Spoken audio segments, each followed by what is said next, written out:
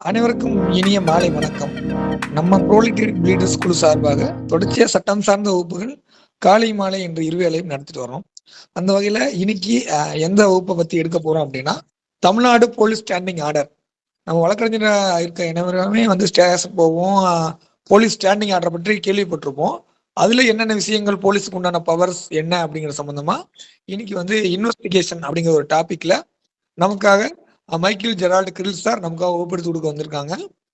சாரை பத்தி அறிமுகம் தேவையில்லை. ஏன்னா நம்மளோட யூடியூப் சேனல்ல போட்டாலே எந்த ஒரு டாபிக் போட்டாலும் அது முக்கியமான டாபிக் வந்து நம்ம சார் தான் எடுத்திருப்பார். அந்த அந்த அளவுக்கு நம்ம கூட ரொம்பவும் பரிச்சயமாகவும் சட்டத்தை சொல்லித் தரதுல ரொம்பவும் ஆர்வமாகவும் இருக்கக்கூடிய சார் தான் நமக்காக வகுப்படுத்தி கொடுக்க வந்திருக்காங்க.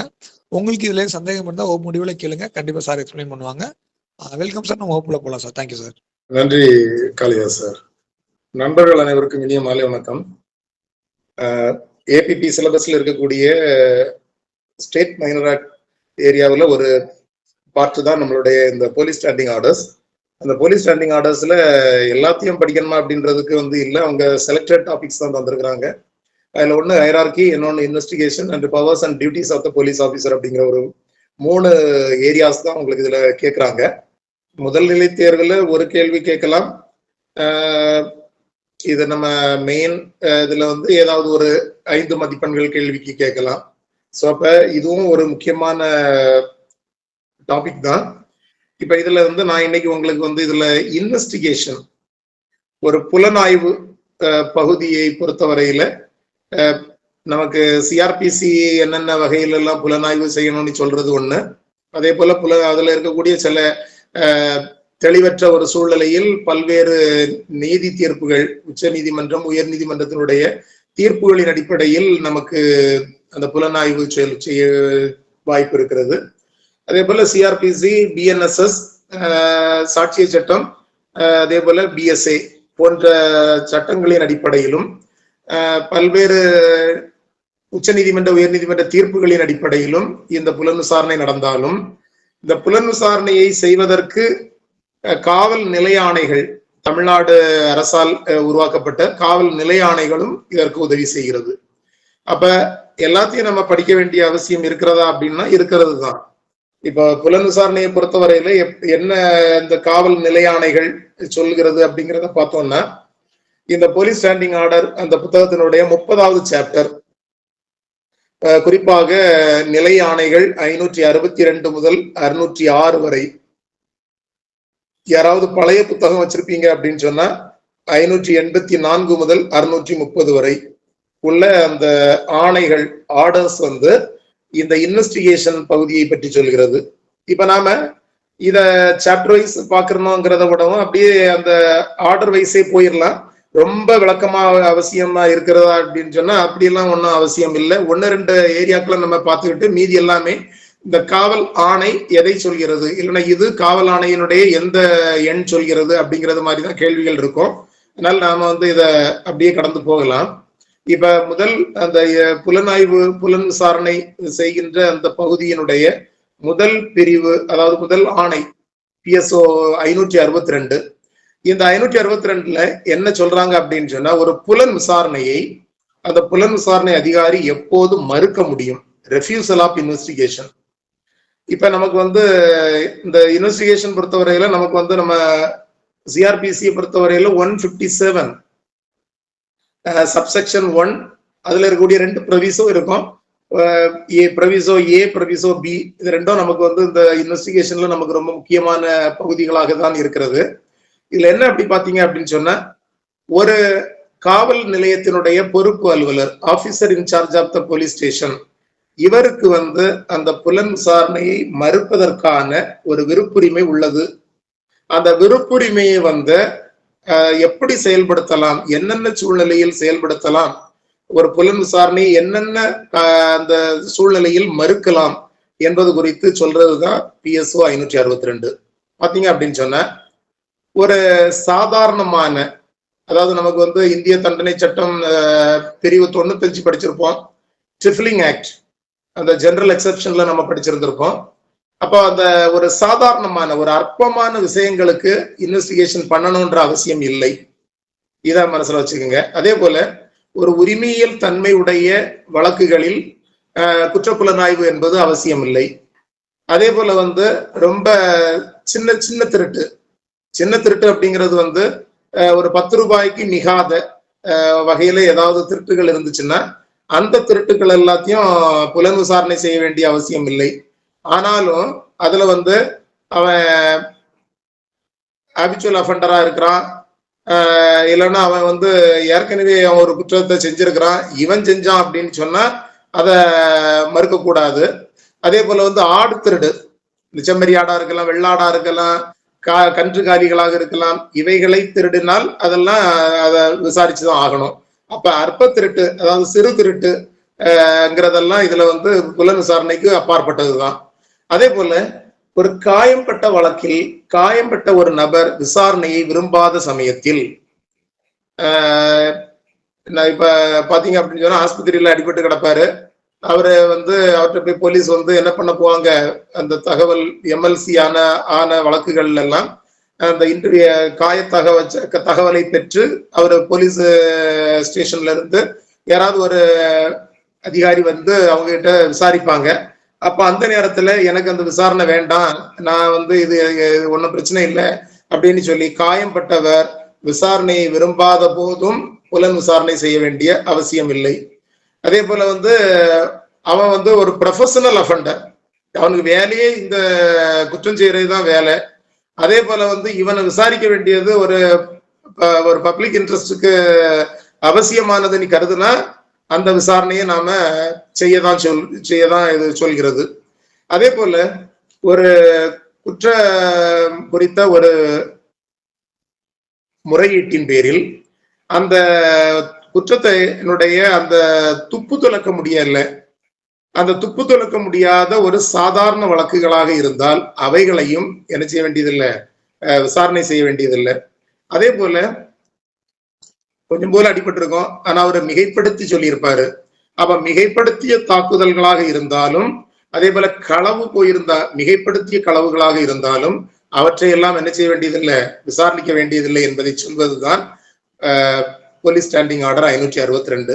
நம்ம இந்த அடிப்படையில நாம நிறைய பெட்டிஷன்ஸ் எல்லாம் கொடுத்துக்கிட்டு போலீஸ் விசாரிக்கல அப்படின்னு சொன்னா ஒரு தடவை கூட நாம என்ன செய்யணும், அந்த போலீஸ் ஸ்டாண்டிங் ஆர்டர்ஸை நம்ம பார்க்கணும்.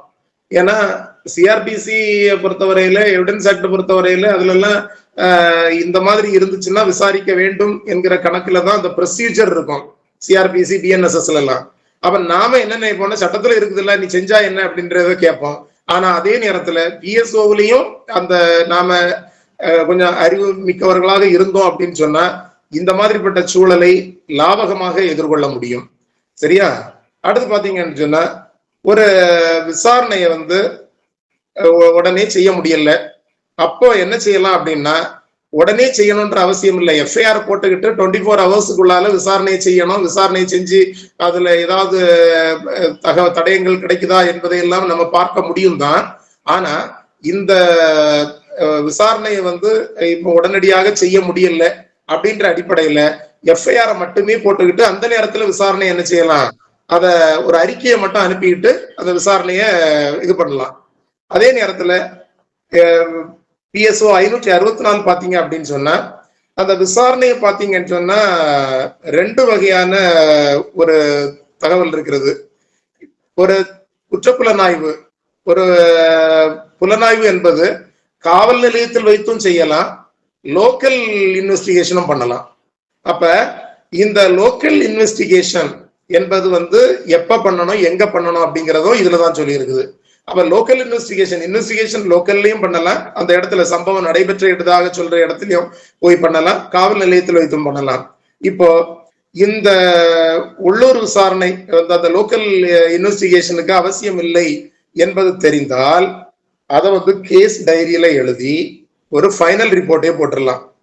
அதே நேரத்துல அந்த உள்ளூர் புலனாய்வு அந்த லோக்கல் இன்வெஸ்டிகேஷன் அப்படின்னு சொல்லும் போது எப்பெல்லாம் மறுக்கலாம் அப்படின்னு பாத்தீங்கன்னா, ஒருவேளை அந்த குற்றத்தினுடைய தன்மை ரொம்ப கடுமையாகவே இல்லை, ரொம்ப அற்பமா இருக்கிறது. அதே போல அது பெட்டிஷன்ல தந்தக்கூடிய விவரங்களே நாம வந்து ஒரு புலன் விசாரணை லோக்கல்ல போய் பண்ண வேண்டிய அவசியம் இல்லை என்ற போது உள்ளூர் புலன் விசாரணையை நாம மறுக்க முடியுமா அப்படின்னா ஒரு காவல் அதிகாரி மறுக்க முடியும். அப்ப உள்ளூர் புலன் விசாரணைங்கிற லோக்கல் இன்வெஸ்டிகேஷன் ஒண்ணு, இன்வெஸ்டிகேஷன் அட் போலீஸ் ஸ்டேஷன் அப்படிங்கிறது ஒண்ணு இருக்குது. அப்ப அந்த போலீஸே வரல, வராமலே எல்லாத்தையும் முடிச்சிட்டாங்க. நிறைய பாத்தீங்க அப்படின்னு சொன்னா இந்த 161(3) ஸ்டேட்மெண்ட், இந்த ஈவன் அப்சர்வேஷன் மகஜர், சீசர் மகஜர் கூட சில நேரங்கள்ல காவல் நிலையத்தில் வைத்தே நடக்கும். இதனாலதான் நிறைய நேரங்கள்ல ஏபிபியா நீங்க உள்ள வந்தீங்கன்னா உங்களுடைய அந்த கேஸை நடத்தும் போது இதுல என்னென்ன சிக்கல் இருக்குது, ஐயோ நம்ம டிஃபென்ஸ் வக்கீலா இருக்கும்போது நம்ம என்னென்ன இதெல்லாம் நினைச்சிருந்தோம், யாரெல்லாம் நம்ம திட்டணும், இங்க இவ்வளவு சங்கடம் இருக்குதா அப்படிங்கிறது நீங்க எல்லாரும் இனி ஏபிபியா வந்த பிறகு தெரியும். அந்த வகையில நிறைய பேர் என்ன செய்வாங்க, இந்த டேபிள் ஒர்க்கு அதுல வச்சு போலீஸ் ஸ்டேஷன்ல வச்சு புலன் விசாரணையை முடிச்சிருவாங்க. அதுக்கு என்ன காரணம் போட்டுவாங்க அப்படின்னா, அந்த லோக்கல் இன்வெஸ்டிகேஷன் பண்ண வேண்டிய அவசியம் இல்லைன்னு சொல்லி சிடியில கேஸ் டைரியில எழுதி வச்சுக்கிட்டு அதை கேஸை இது பண்ணிட்டு போயிடுவாங்க. ஸோ அப்ப இந்த 564 PSO 565 ஆகிய இரண்டும் இந்த ஒரு லோக்கல் இன்வெஸ்டிகேஷன் பத்தி சொல்லுது. அதுல 564 பொறுத்தவரையில லோக்கல் இன்வெஸ்டிகேஷன், அதாவது அந்த லோக்கல் இன்வெஸ்டிகேஷன் பண்ணின பிறகு விசாரணையை மறுக்கிறது, அதே நேரத்துல அந்த லோக்கல் இன்வெஸ்டிகேஷனையே மறுக்கிறது. அப்ப அந்த 565 அந்த உள்ளூர் விசாரணையை மறுக்கிறது. ஏன்னா அந்த குற்றத்தினுடைய தன்மை கடுமையாக இல்லாத போது, அதே போல அந்த தெரிவிக்கப்பட்ட தகவல் முழுமையாக இருக்கும் போது என்ன செய்யலாம், அவங்க பொதுவா கிராமப்புறங்களில் எல்லாம் அந்த புலன் விசாரணை என்பது லோக்கல் இன்வெஸ்டிகேஷன் தான் பண்ணணும். நகர்ப்புறங்களில் லோக்கல் இன்வெஸ்டிகேஷன் பண்ண வேண்டிய அவசியம் உண்டா அப்படின்னா அது it's not a mandate one. அதை என்ன செய்யலாம், ஸ்டேஷன்ல வச்சே பண்ணலாம் அப்படிங்கிறது தான் 565 சொல்றது. இப்ப இன்வெஸ்டிகேஷன் எப்படி நடக்கணும், ஒரு இன்வெஸ்டிகேஷன் ஒரு புலன் விசாரணை என்பது பாரபட்சமற்று நடக்க வேண்டும், ஒரு சார்பில்லாமல் நடக்க வேண்டும், அந்த புலன் விசாரணை நடுநிலையாக இருக்க வேண்டும்ங்கிறத சொல்றது PSO 566. அப்ப நடுநிலையாக இருக்கணும் அப்படிங்கிறத பொறுத்தவரையில ஒரு இன்வெஸ்டிகேஷன், ஒரு புலன் விசாரணை என்பது உண்மையை கண்டுபிடிப்பதுதான் புலன் விசாரணையினுடைய நோக்கம். இப்ப ஒரே நேரத்துல 2 வழக்குகள் குறித்து என்ன பண்றாங்க, ஒரு முறையீடு செய்யறாங்க, அந்த தகவலை கொடுக்கறாங்க. அந்த அந்த தகவல் என்பது சேம் டிரான்சாக்ஷன், அதாவது ஒரே நிகழ்வில் நடைபெற்றதா என்பதை கவனமா பார்க்கணும்.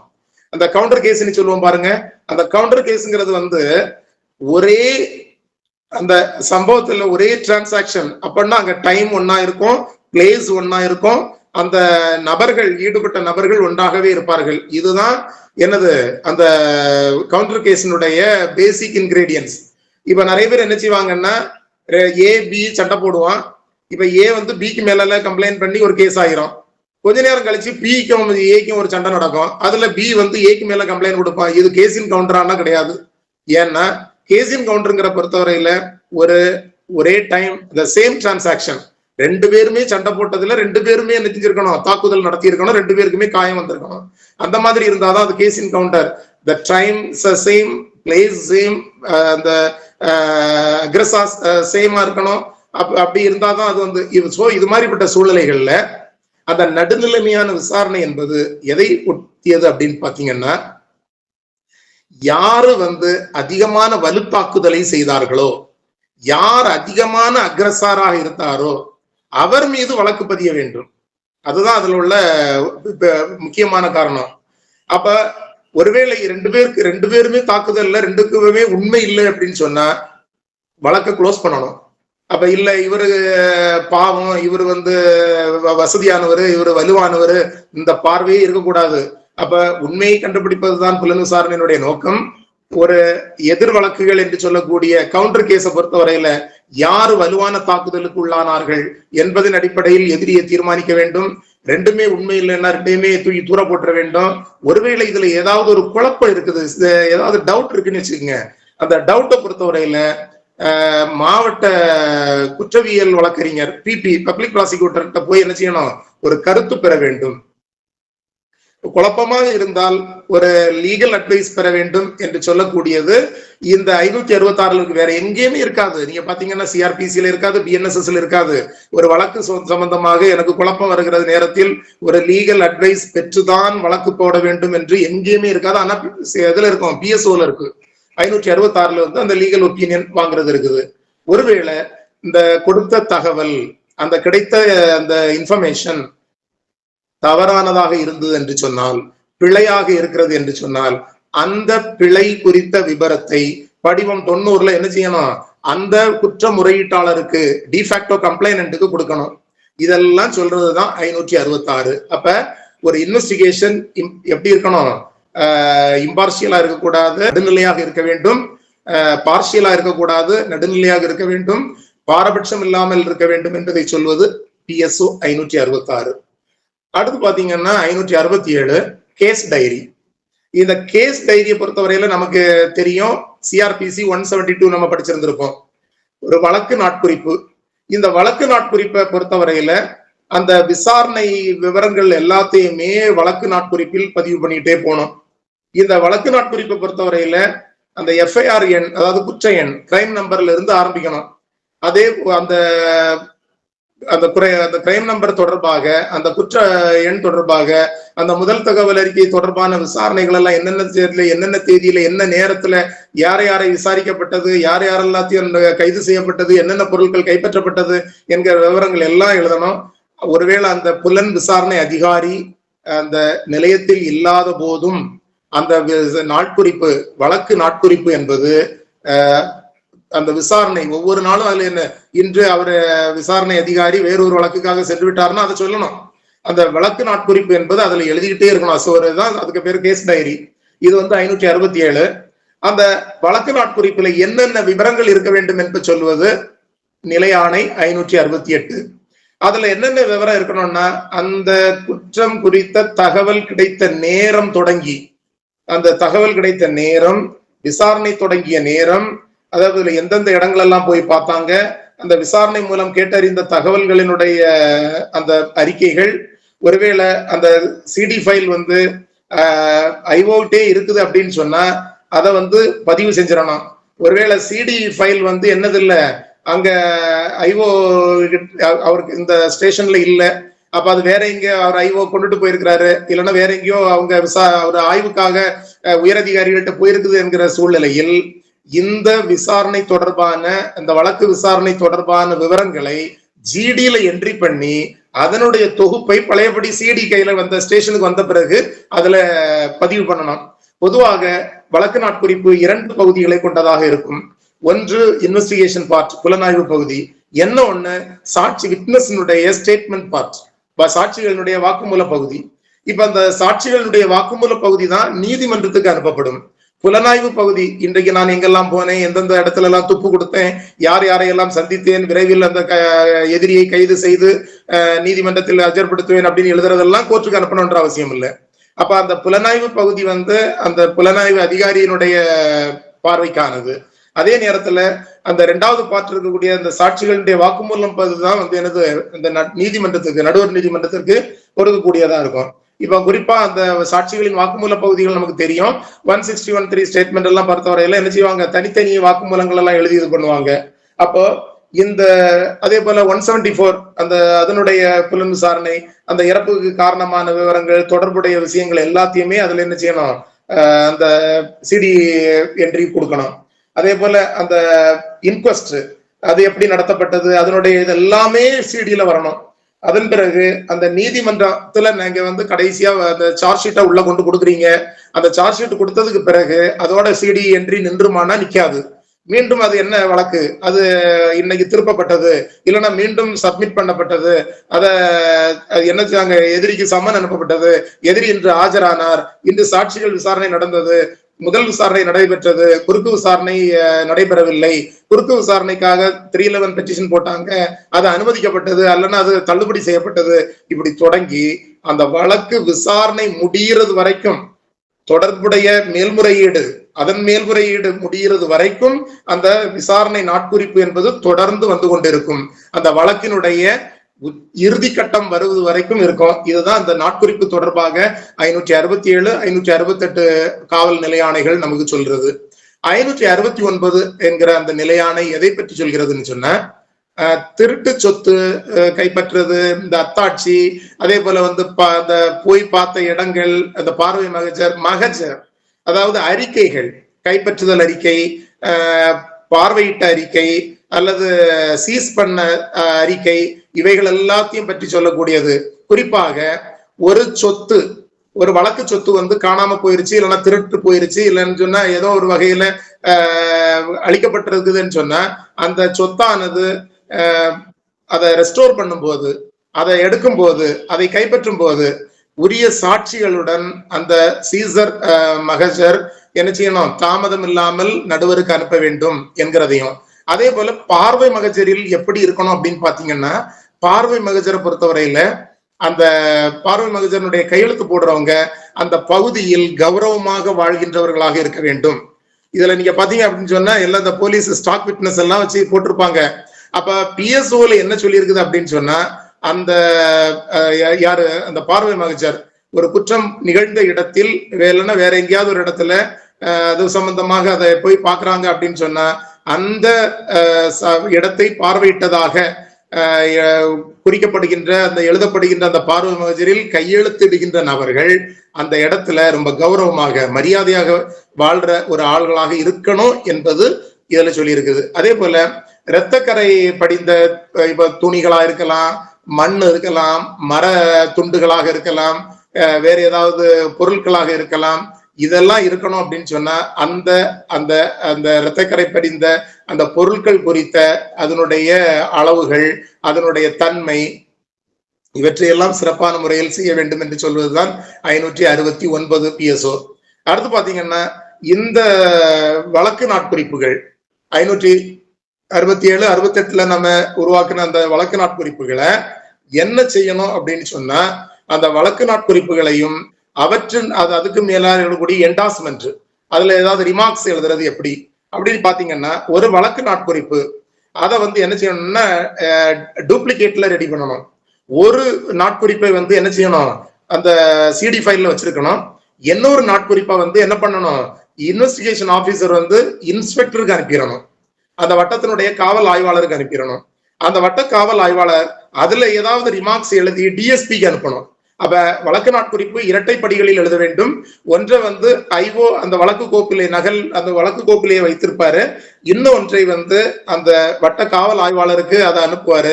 இந்த வட்ட காவல் ஆய்வாளர் அதுல ரிமார்க்ஸ் ஏதாவது இருந்துச்சுன்னா எழுதி அதை வந்து டிஎஸ்பிக்கு அனுப்புவாரு. ஒருவேளை அந்த ப்ரொஹிபிஷன் கேஸ் இருக்குன்னு வச்சுக்கோங்க, அந்த ப்ரொஹிபிஷன் கேசஸை பொறுத்தவரையில என்ன பண்ண வேண்டியதில்லை, ஆய்வாளர் வந்து டிஎஸ்பிக்கு அனுப்ப வேண்டியதில்லை. அதே போல இந்த மாநகராட்சி பகுதிகளில், அந்த மாநகராட்சி பகுதிகளிலும் அவர்கள் அந்த டிஎஸ்பிக்கு இணையான ஏசி டிசி இவங்களுக்கெல்லாம் அனுப்ப வேண்டியதில்லை, அவங்களே அந்த ஆய்வாளர்கள் இன்ஸ்பெக்டர்ஸே வச்சிருக்கலாம். ஸோ அப்ப இந்த சிடிஏ பொறுத்தவரையில 567 68 இந்த 570. அடுத்து பாத்தீங்கன்னா 571 இதுவும் என்னதுதான் அந்த வழக்கு நாட்குறிப்பினுடைய யூசஸ் தான். பொதுவா இந்த வழக்கு நாட்குறிப்புங்கிறது வந்து எப்படி இருக்கும் அப்படின்னு சொன்னா, போலீஸ் வந்து ஒரு மெமோ மாதிரியே தான் இருக்கும். அதை எதுக்கெல்லாம் பயன்படுத்தலாம் அப்படிங்கிறது, ஒரு வழக்கு நாட்குறிப்பை எதற்கெல்லாம் பயன்படுத்தலாம் அப்படிங்கிறது வந்து 571 போலீஸ் ஸ்டாண்டிங் ஆர்டர் சொல்லுது. ஒரு கஸ்டடி பெட்டிஷன் பழைய 167 சப்செக்ஷன் 2லயும் இப்போ 187 BNSS சப்செக்ஷன் 2லயும் ஒரு தர கஸ்டடி எடுக்கும் போது அந்த கஸ்டடிக்கு இஸ் தேர் இன் ஃபார்மட் அப்படின்னு கேட்டா இந்த சிடி ஃபார்மட்டை என்ன செய்யலாம், அந்த கஸ்டடிக்கும் பயன்படுத்தலாம். அப்போ ஒரு வாரண்ட், ஒரு சர்ச் வாரண்ட், ஒரு பப்ளிக் நோட்டீஸ், இது எல்லாத்துக்கும் அப்ளை பண்றோம் மேஜிஸ்ட்ரேட்டுக்குன்னா இந்த சிடி ஃபைலினுடைய அந்த ஃபார்மட், அந்த சிடி ஃபைலினுடைய ஃபார்மட் என்னது, அதனுடைய வழக்கு விவரங்கள், அந்த அந்த எதிரியினுடைய குறிப்புகள் மார்ஜின்ல இருக்கும், அப்புறமா ரெஃபரன்ஸ் இருக்கும், அதுக்கு பிறகு சப்ஜெக்ட் இருக்கும், அதுக்கு பிறகு அவருடைய பணிந்து சமர்ப்பிக்கின்றேன் அப்படிங்கிற அந்த அடிப்படையில இவற்றை எழுதினாலும் போதும். அந்த கஸ்டடி பெட்டிஷனை போடும்போது அந்த கஸ்டடி பெட்டிஷன் வந்து 571 படி ஒரு சிடி, அதாவது கேஸ் டைரி ஃபார்மேட்ல கூட இருக்கலாம் என்று போலீஸ் ஸ்டாண்டிங் ஆர்டர் சொல்லுது. ஆனா நீங்க எல்லாரும் ஏபிபியா வந்த பிறகு அப்படியெல்லாம் இருந்துச்சுன்னா நீங்க விட மாட்டீங்க. ஒரு அஃபிடவிட் ஐஓ வச்சு ஒரு அஃபிடவிட் போட சொல்லுவீங்க, அதுக்கப்புறம் ஒரு பெட்டிஷன் எழுத சொல்லுவீங்க. அந்த பெட்டிஷன்ல வந்து என்ன செய்வீங்க, ஐஓவை கையெழுத்து போட சொல்லுவீங்க. ஆஸ் ஏபிபியா நீங்க வந்து சப்மிட்டட் சைன் போடுவீங்க. அந்த அந்த அஃபிடவிட்ல தான் என்ன பண்ணுவீங்க, ஒரு நோட்டரி பப்ளிக் கிட்ட நீங்க கையெழுத்து வாங்க சொல்லுவீங்க. ஆனா பிஎஸ்ஓவில் என்ன செய்யலாம் அப்படின்னா அந்த சிடி ஃபார்மேட்ல கூட என்ன செய்யலாம், கஸ்டடி பெட்டிஷன் கொடுக்கலாம் என்பதை சொல்கிறது. அப்ப அந்த சிடி கேஸ் டைரியினுடைய வேறு பயன்கள், அதாவது 568 வந்து 68, 67 எல்லாம் கேஸ் டைரி எதுக்கு பயன்படுத்துறோம் அப்படிங்கறத சொல்றாங்க. அதே போல அதனுடைய அடுத்து வேற ஃபர்தர் யூசஸ் என்னங்கறத வந்து 571ல நம்ம சொல்றோம். அதே போல இந்த 572ல இந்த கேஸ் டைரியினுடைய என்ன ஒரு அனதர் ஒரு டைமென்ஷன் அது என்ன அப்படின்னு பாத்தீங்கன்னு சொன்னா, ஒரு கேஸ் டைரிங்கிறத பொறுத்தவரையில இதுல யாரும் குழம்பிடாதுங்க. அந்த 567ல வந்து கேஸ் டைரி, இந்த 572ல வந்து கேஸ் டைரிஸ் அப்படின்னு இருக்குன்னு சொன்னா ரெண்டும் எல்லாம் ஒண்ணுதான். ஆனா அந்த வழக்கு நாட்குறிப்புகளை இந்த இடத்துல எங்க பாத்தீங்கன்னா, ஒரு வழக்கில் தண்டனை தீர்ப்பு வழங்கப்படுகுதுன்னு வச்சிருங்க. ஒரு வழக்கு ஏன்னா நமக்கு வந்து கேஸ் நமக்கு இன்ஃபர்மேஷன் கிடைச்ச தேதியிலிருந்து வழக்கு நாட்குறிப்பு தொடங்கும், கிடைச்ச நேரத்திலிருந்து வழக்கு நாட்குறிப்பு நமக்கு தொடங்கிரும். அதிலிருந்து அந்த மரண தண்டனையோ இல்லைன்னா சுப்ரீம் கோர்ட்ல போய் அது விடுதலை ஆகுறது வரைக்கும் அந்த கேஸ் டைரி தொடரும் என்று நம்ம படிச்சிருக்கிறோம்.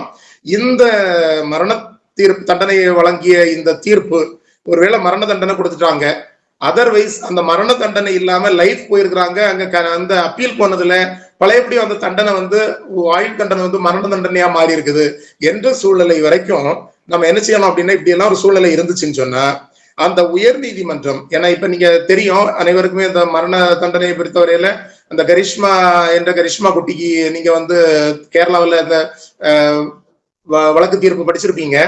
என்ன பண்ணாங்க, 30 days தான் டைம் கொடுத்தாங்க. 30 daysங்கிறது வந்து நம்ம எல்லாரும் சொல்லுவோம், டிஸ்ட்ரிக்ட் கோர்ட்ல இருந்து செஷன்ஸ் கோர்ட்ல இருந்து ஹை கோர்ட்டுக்கு 60-90 நாள் வரும்ல சார், எப்படி சார் இது கொடுத்தீங்கன்னா, அங்க பாத்தீங்க அப்படின்னு சொன்னா லிமிடேஷன் ஆக்ட்ல அந்த லிமிடேஷன் ஆக்ட்ல இருக்கக்கூடிய ஆர்டிகல் 115B அடிப்படையில தான் என்ன செஞ்சாங்க, 30 daysங்கிறது அங்க இருக்குது.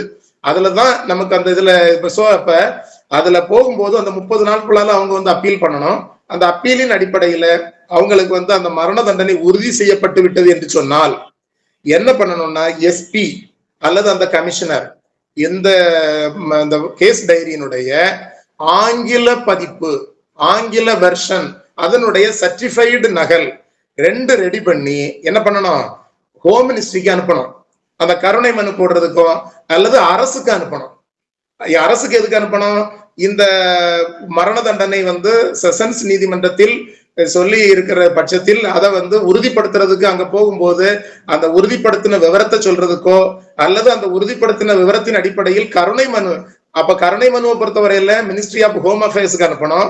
அதே போல இது உறுதிப்படுத்தின விவரத்தை வந்து அரசுக்கு யாரு, எஸ்பி வந்து இது அப்ப பண்ணும்போது அந்த தீர்ப்பு தண்டனையோடு வழக்கு நாட்குறிப்புகளினுடைய ஆங்கில வெர்சனையும் என்ன பண்ணணும், சர்டிஃபைடு காப்பி எடுத்து 2 நகல்கள் அனுப்ப வேண்டும். இத வந்து அந்த பதிவு கட்டுகளோட இதையும் சேர்த்து அனுப்பணுங்கிறதா 572. அதுலதான் கேஸ் டைரிஸ்ங்கிற ஒரு வார்த்தை வருது.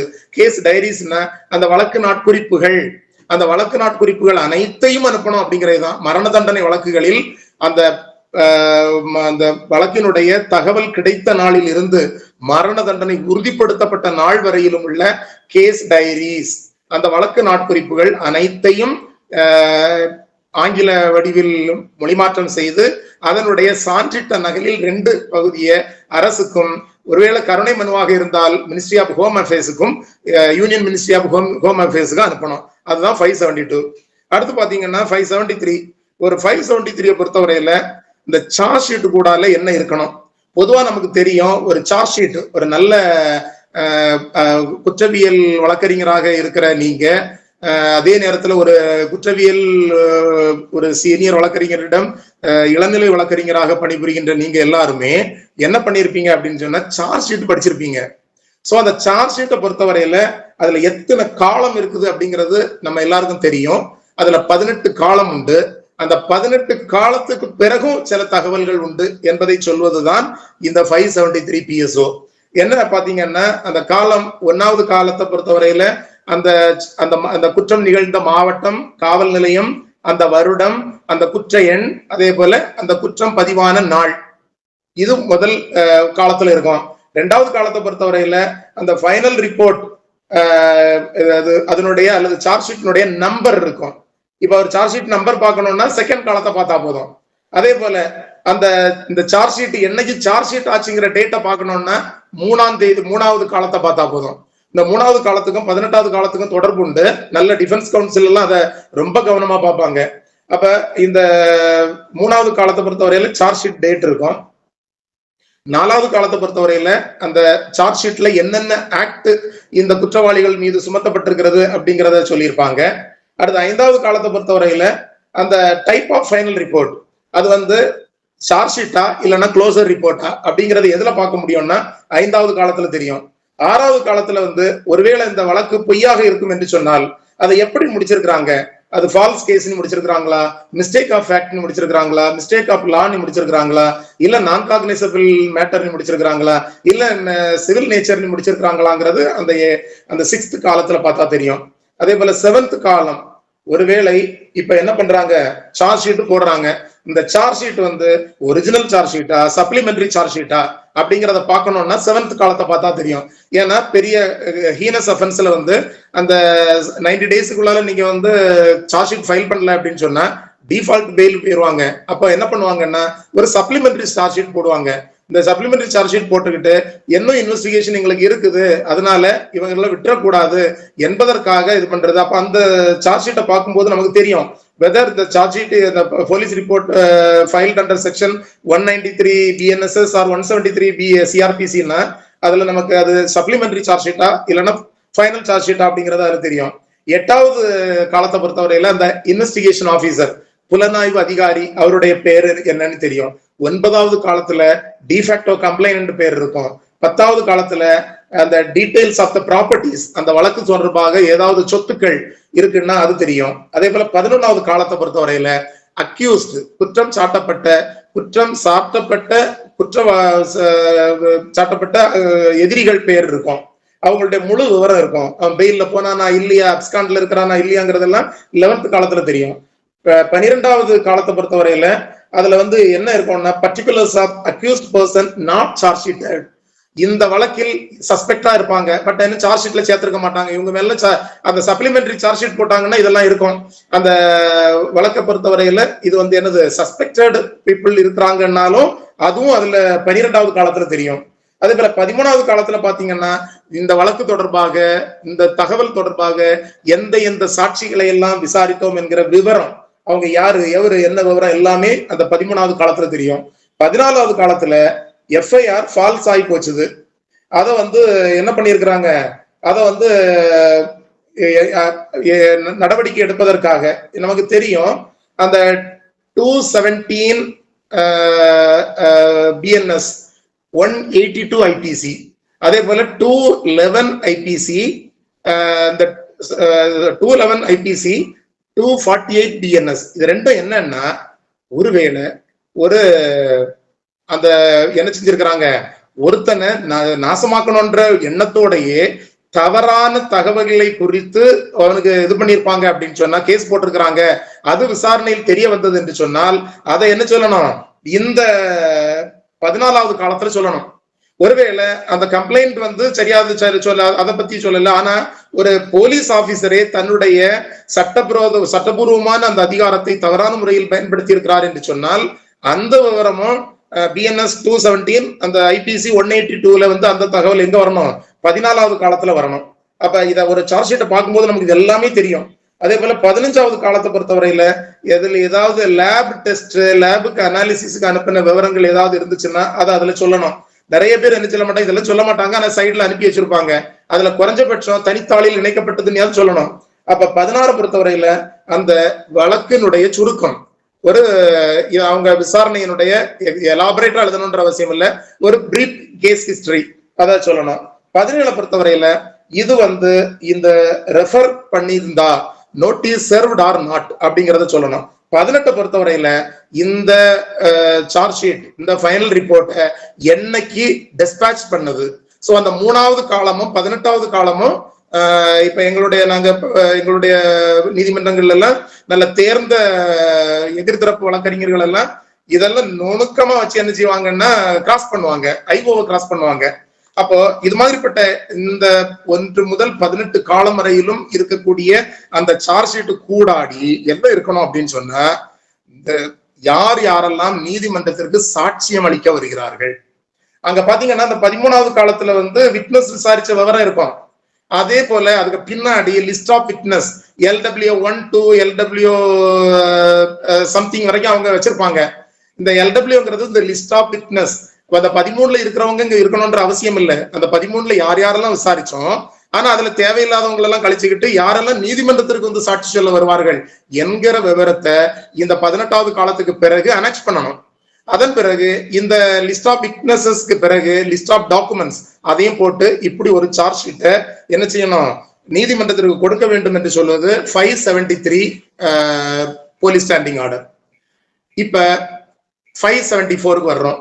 இப்ப 574 PSO இதை பொறுத்தவரையில ஒரு குற்றம் சாட்டப்பட்ட நபர் சட்டத்தால் முரண்பட்ட ஒரு குழந்தையாக இருந்தால், அதாவது இளஞ்சிறாராக இருந்தால், அவருடைய வயது பற்றிய விவரத்தை நீதிமன்றத்துக்கு தெரிவிக்க வேண்டிய கடமை ஐஓக்கு உண்டு.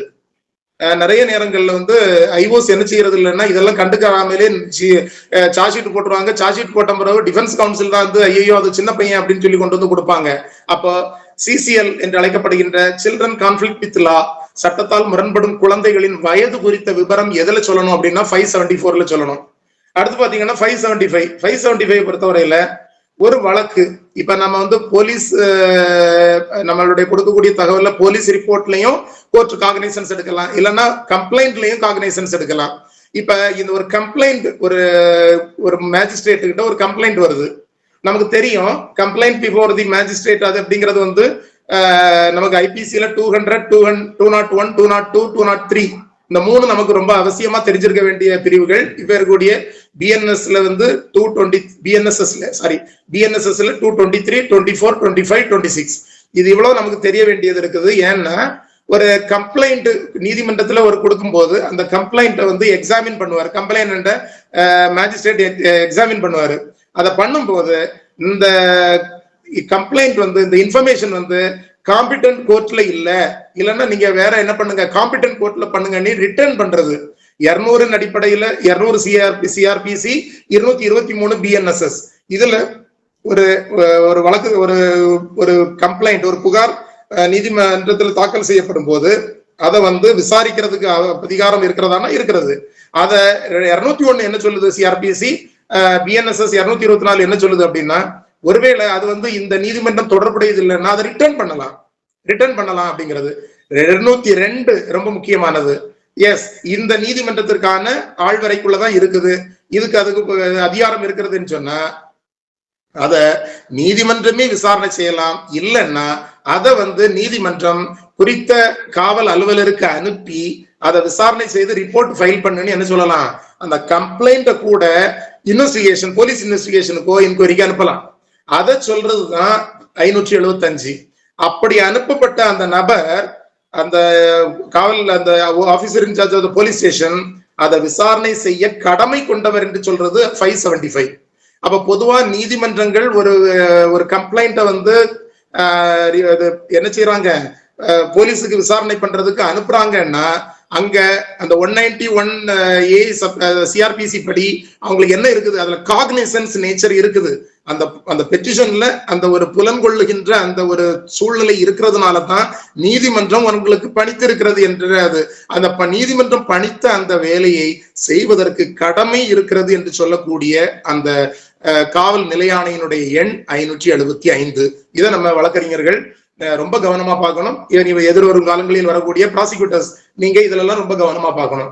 அதே நேரத்துல ஏன்னா நிறைய பேர் என்ன பண்ணிடுவாங்கன்னா அந்த மாதிரி வரக்கூடிய கம்ப்ளைண்ட்டை வந்து அப்படியே தூக்கி போட்டுருவாங்க. ஏன், நானே உனக்கு விசாரிக்க மாட்டேன்னு சொன்னதை நீ கோர்ட்ல போய் ஆர்டர் வாங்கிட்டு வந்துட்டியா அப்படின்னு நினைச்சுக்கிட்டு அதை பண்ணுவாங்க. அப்ப ஒரு நல்ல ப்ராசிக்யூட்டர் என்ன சொல்லணும்னா, இல்ல உனக்கு அனுப்பியிருக்கிறாங்க அப்படின்னு சொன்னா அது வந்து நீதிமன்றம் அந்த மனுவின் மீது அந்த புகாரை படித்து பார்க்கும் போது அங்க ஏதோ ஒன்று இருக்கிறதாக அதுக்கு தெரிகிறது.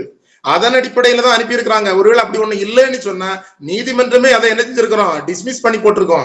ஆனா அனுப்பி இருக்கிறதுனால நீங்க என்ன பண்ணுங்க, விசாரணையின் அடிப்படையில் ஒரு அறிக்கையை தாக்கல் செய்ய வேண்டிய கடமை உங்களுக்கு இருக்கிறது. அதுதான் PSO 575 சொல்லுதுங்கிற ஒரு சமூக கடமை வந்து அந்த பார்வையும் ஒரு சட்ட பார்வையும் எதிர்வரும் காலங்களில் வரக்கூடிய அரசு குற்றவியல் வழக்கறிஞராக உங்களுக்கு இருக்கணும். அதனால இதை கவனமா பாருங்க. அடுத்து பாத்தீங்கன்னா ஒரு 576 PSO என்ன சொல்லுதுன்னா, ஒரு காவலனுடைய பாதுகாப்புல சில நேரங்கள்ல வந்து காவல் நிலையம் இல்லைன்னா சிறிய சிறைச்சாலைகள் ஒரு நீதிமன்றத்தினுடைய பெர்மிஷன்லயோ இல்லைன்னா அரசாங்கத்தினுடைய இதுலயோ சில இடங்கள்ல வந்து அது ஒரு பிரிசனாவே பயன்படுத்துறாங்க. அந்த இடத்துல காவலர்களுடைய கட்டுப்பாட்டுல இருக்கிறாங்க அப்படின்றச்சுல அந்த இடத்துல அந்த கஸ்டோடியல் அந்த சூசைடு அதுல இருக்கக்கூடிய இதெல்லாம் வந்து என்ன செய்யணும் அப்படின்னு சொன்னா, அந்த காவல் நிலையத்துல அந்த காவல் அவங்களுடைய காவலில் இருக்கும்போது நடந்த தற்கொலை வழக்குகள் குறித்த விவரங்களை டிஜிபிக்கு என்ன செய்யணும், அந்த விவரம் யார் அனுப்பணும் அப்படின்னு சொன்னா அந்த மாவட்டத்தினுடைய காவல் கண்காணிப்பாளர் எஸ்பி வந்து அது சம்பந்தமான முழு அறிக்கையை அனுப்ப வேண்டும். யாருக்கு அனுப்ப வேண்டும்? டிஜிபி அனுப்பணும். இதுல 576 என்ன சொல்லுது, காவலில் இருக்கும்போது காவல் நிலைய காவலில் இருக்கும்போது நடந்த தற்கொலை வழக்குகள் குறித்த விவரத்தை டிஜிபிக்கு எஸ்பி ஒரு முழு ரிப்போர்ட் அனுப்பணும், ஒரு ஃபுல் ரிப்போர்ட் அனுப்பணுங்கிறது தான் 576. அடுத்து பாத்தீங்கன்னா அந்த 577 பாருங்க, இந்த கும்பல், அதாவது குற்றம் செய்யறதையே தொழிலாக கொண்ட ஒரு கும்பல், அதாவது வந்து கேங். அதே போல வந்து கான்ஸ்பிரசி கேஸ். இந்த கன்ஸ்பிரசி கேஸ், இந்த கேங் கேஸ் இதுல எல்லாம் வந்து என்ன மாதிரிப்பட்ட விசாரணையை செய்ய வேண்டும் அப்படிங்கிறத அடிப்படையில இந்த கேங் பண்ணக்கூடிய குற்றங்கள், இந்த சதி திட்டம் இருக்கக்கூடிய குற்றங்கள் அனைத்தும் SP not below the rank of SP அவங்களுக்கான அவங்களுடைய நேரடி மேற்பார்வையில இன்வெஸ்டிகேஷன் நடக்கணும்.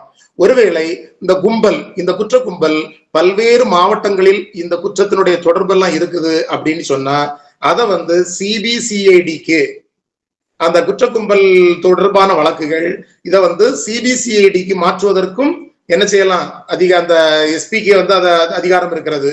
நல்ல கவனிங்க, பல மாவட்டங்களில் தொடர்புடைய ஒரு குற்ற கும்பல் குறித்த வழக்கை சிபிசிஐடிக்கு ஈஸியா மாற்ற முடியுமானா PSO 577 படி ஒரு எஸ்பி மாற்ற முடியும். அதே நேரத்துல வந்து இந்த ஒரு சதி ஒரு செய்து ஒரு கன்ஸ்பயர் பண்ணி ஒரு அஃபென்ஸ் செஞ்சிருக்கிறாங்க அப்படின்னா அந்த குற்றங்கள் தொடர்பான அதுக்கு மாவட்ட ஆட்சியருடைய அனுமதி வேண்டும் அப்படிங்கிறது நமக்கு எல்லாருக்கும் தெரியும். இந்த மாதிரிப்பட்ட சூழ்நிலையில இந்த எஸ்பினுடைய அந்த மேற்பார்வை சூப்பரிண்டென்டென்ட் என்பது ரொம்ப முக்கியமானது. அதே போல வந்து இந்த சிபிசிஐடி விசாரிக்கும் அளவிற்கு இந்த வழக்கு முக்கியத்துவம் வாய்ந்ததா இல்லையா என்பது குறித்த அந்த முடிவெடுக்கும் அதிகாரமும் யார்கிட்ட தான் இருக்குது, அந்த எஸ்பி கிட்ட தான் இருக்குது. இதை சொல்றதுதான் 577 PSO. அடுத்து பாத்தீங்கன்னா 578 ஃபோர்ஜ்டு கரன்சி நோட்ஸ், அதாவது வந்து கள்ள நோட்டுகள், அந்த கள்ள பணத்தாள்கள், கண்ணல் நோட்டு, இந்த கள்ள நோட்டு எல்லாம் பொறுத்தவரையில என்ன பண்ணுவாங்க அப்படின்னா ட்ரெஷரியில இருந்து கம்ப்ளைண்ட் வரும், இல்லைன்னா பேங்க்ல இருந்து கம்ப்ளைண்ட் வரும், இல்லைன்னா தனி நபர்களிடமிருந்து கம்ப்ளைண்ட் வரும். இப்படி வரும்போது பொதுமக்கள்கிட்ட இருந்தோ ட்ரெஷரியில இருந்தோ பேங்க்ல இருந்தோ வரும்போது அந்த வழக்குகள் தொடர்பாக நம்ம என்ன செய்யணும் அப்படின்னு சொன்னா அது தொடர்பாக என்ன செய்யணும் அப்படின்னு சொன்னா ஒரு எஸ்பி வந்து என்ன அந்த சிஐடி, எந்த சிஐடி அந்த அந்த கள்ள நோட்டு தொடர்பான இந்த வழக்குகளை விசாரிக்கக்கூடிய அவங்களுக்கு, டிஐஜிக்கு, ஏடிஜிபிக்கு, அதே போல சிபிஐ இவங்களுக்கு எல்லாம் கொடுக்கணும். அதே நேரம் அந்த பணத்தாள்கள் அச்சடிக்கின்ற அரசு அச்சகம் நாசிக்குக்கும் என்ன செய்யணும், அந்த தகவல்களை கொடுத்து அந்த பணத்தாள்களுடைய விவரங்கள் இது எல்லாத்தையுமே அவங்க இது பண்ணணும். ஒருவேளை இது தொடர்பாக ஒரு தடயம் கிடைக்கலன்னு வச்சுங்களேன், அதை வந்து அந்த மாதிரிப்பட்ட வழக்குகளை 2 வாரத்துக்குள்ளால முடிச்சிடலாம். இதுதான் 578 நிறைய இருந்தது மாதிரி இருக்கும். இதை ரொம்ப சிம்பிளா நீங்க இது தெரிஞ்சுக்கிட்டா போதும். இது சம்பந்தமா எல்லாம் நமக்கு பெரிய அளவுல பார்க்க வேண்டியது இல்லை.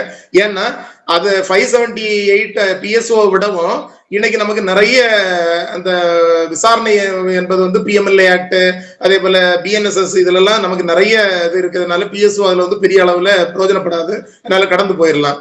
என்ன ஒண்ணு பாத்தீங்கன்னா இந்த இன்வெஸ்டிகேஷன் வந்து ஒரு என்ன பண்றாங்க, டிபார்ட்மெண்ட் ஒரு வேற ஏதாவது அரசு துறைகள் சம்பந்தமானதாக இருந்தால் என்ன பண்ணணும்னா அந்த விசாரணைய அந்த துறையினுடைய ஹெட், அந்த தலைவருக்கு அந்த இதை அனுப்பி அதை என்ன பண்ணணும், அவங்களுடைய அந்த விசாரணை இந்த ஆளுக்கு மேல இந்த துறை உங்களுடைய துறையில் வேலை பார்க்கக்கூடிய இந்த நபர் மீது இப்படி ஒரு வழக்கு இருக்கிறது, இந்த வழக்கினுடைய முடிவு விவரங்களை யாருக்கு அனுப்பணும், அந்த துறை தலைவருக்கு கட்டாயம் அனுப்ப வேண்டும் என்பது 579. ஆனா நிறைய பேர் இதை செய்ய மாட்டாங்க. ஏன்னா சரி ஒருவேளை கேஸ்ல விடுதலை ஆகி போயிட்டோம்னா அவன் வேலை பாதிக்காம இருக்கும் என்பதற்காக நிறைய 579 வந்து அந்த விசாரணையினுடைய அறிக்கை முடிவுகளை அந்த துறை தொடர்பான அவங்களுடைய தலைவருக்கு அனுப்புறது இல்லை. அதாவது அரசு துறைகள் சம்பந்தமான வழக்குகளை விசாரிக்கும் போது அந்த துறையினுடைய தலைவருக்கு இந்த தகவல்கள் அனுப்பப்பட வேண்டும் என்பது 579 சொல்லுது. அப்ப இது நமக்கு அடுத்து 580 பொறுத்தவரையில என்ன அப்படின்னு சொன்னா சினிமாட்டோகிராஃப் ஆக்ட், அதே போல எலக்ட்ரிசிட்டி ஆக்ட், இதுல எல்லாம் நீங்க ஒரு வழக்கை செய்யும் போது வழக்கு வரும்போது என்ன பண்ணணும்னா அந்த மின்சார ஆய்வாளர், அதாவது அந்த என்னது எலக்ட்ரிக்கல் இன்ஸ்பெக்டர் அவங்களுடைய ஆர்டர்ஸை வந்து பின்பற்றப்படாததால் வருகிற அந்த அந்த சூழ்நிலைகள்ல என்ன பண்ணணும்னா இது சம்பந்தமா உரிமம் வழங்கும் அதிகாரி சென்னை, அந்த திரைப்பட உரிமம் வழங்குறதோ இல்லைன்னா எலக்ட்ரிசிட்டி சம்பந்தமான கேசுகள் வரும்போது இதற்கான லைசன்சிங் அத்தாரிட்டி, அந்த சென்னையில் இருக்கக்கூடிய லைசன்சிங் அத்தாரிட்டி அவங்களுக்கு என்ன செய்யணும்னு சொன்னா அதை அனுப்பணும். சென்னை தவிர்த்த மற்ற இடங்களில் அந்த மாவட்ட ஆட்சியருக்கு அனுப்ப வேண்டும். அனுப்பி அவர்கிட்ட முதல்ல பெர்மிஷன் வாங்கி அதன் அடிப்படையில என்ன செய்யணும், மேஜிஸ்ட்ரேட்டுக்கு கொடுத்து அந்த மேஜிஸ்ட்ரேட்டினுடைய உத்தரவின் பேரில் தான் இது சம்பந்தமான காவல்துறை விசாரணைக்கு உத்தரவிட வேண்டும் என்று சொல்லக்கூடியது 580வது காவல் நிலையாணை. அடுத்து பாத்தீங்கன்னா 581 இது வந்து ஏர்கிராப்ஸ், அதாவது வான்வெளி, அதாவது வானூர்தி தொடர்பான விபத்துகள். அந்த வானூர்தி தொடர்பான ஆகாய விமானம் தொடர்பான விபத்துகள் தொடர்பாக என்ன பண்ணணும்னா எடுத்த எடுப்பிலே போய் விசாரிக்கிற முடியாது. சிவில் ஏவியேஷன் டைரக்டர்கிட்ட பெர்மிஷன் வாங்கி அவருடைய இன்ஸ்ட்ரக்ஷன் பேரில் தான் அந்த நடவடிக்கைகளை செய்ய வேண்டும் என்று சொல்வது PSO 581.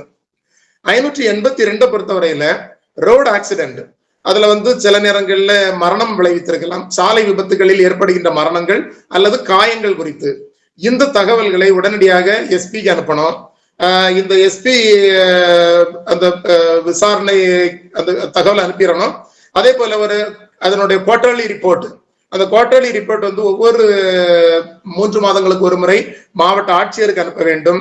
இந்த காயம்பட்ட ஒரு சாலை விபத்தில் காயம்பட்டவர்களை உடனடியாக குட் சமாரிட்டன் ஒர்க் பண்ணணும், மருத்துவமனைக்கு எடுத்துட்டு போயிடணும். அந்த இடத்துல வாகனங்கள் இருந்துச்சுன்னு சொன்னா அந்த வாகனங்கள் தொடர்புடைய அதை அப்படியே அந்த போக்குவரத்துக்கு நெரிசலாக இல்லாமல் இடையூறாக இல்லாமல் அதை உடனே எடுத்து மாத்தி விட்டுறணும்.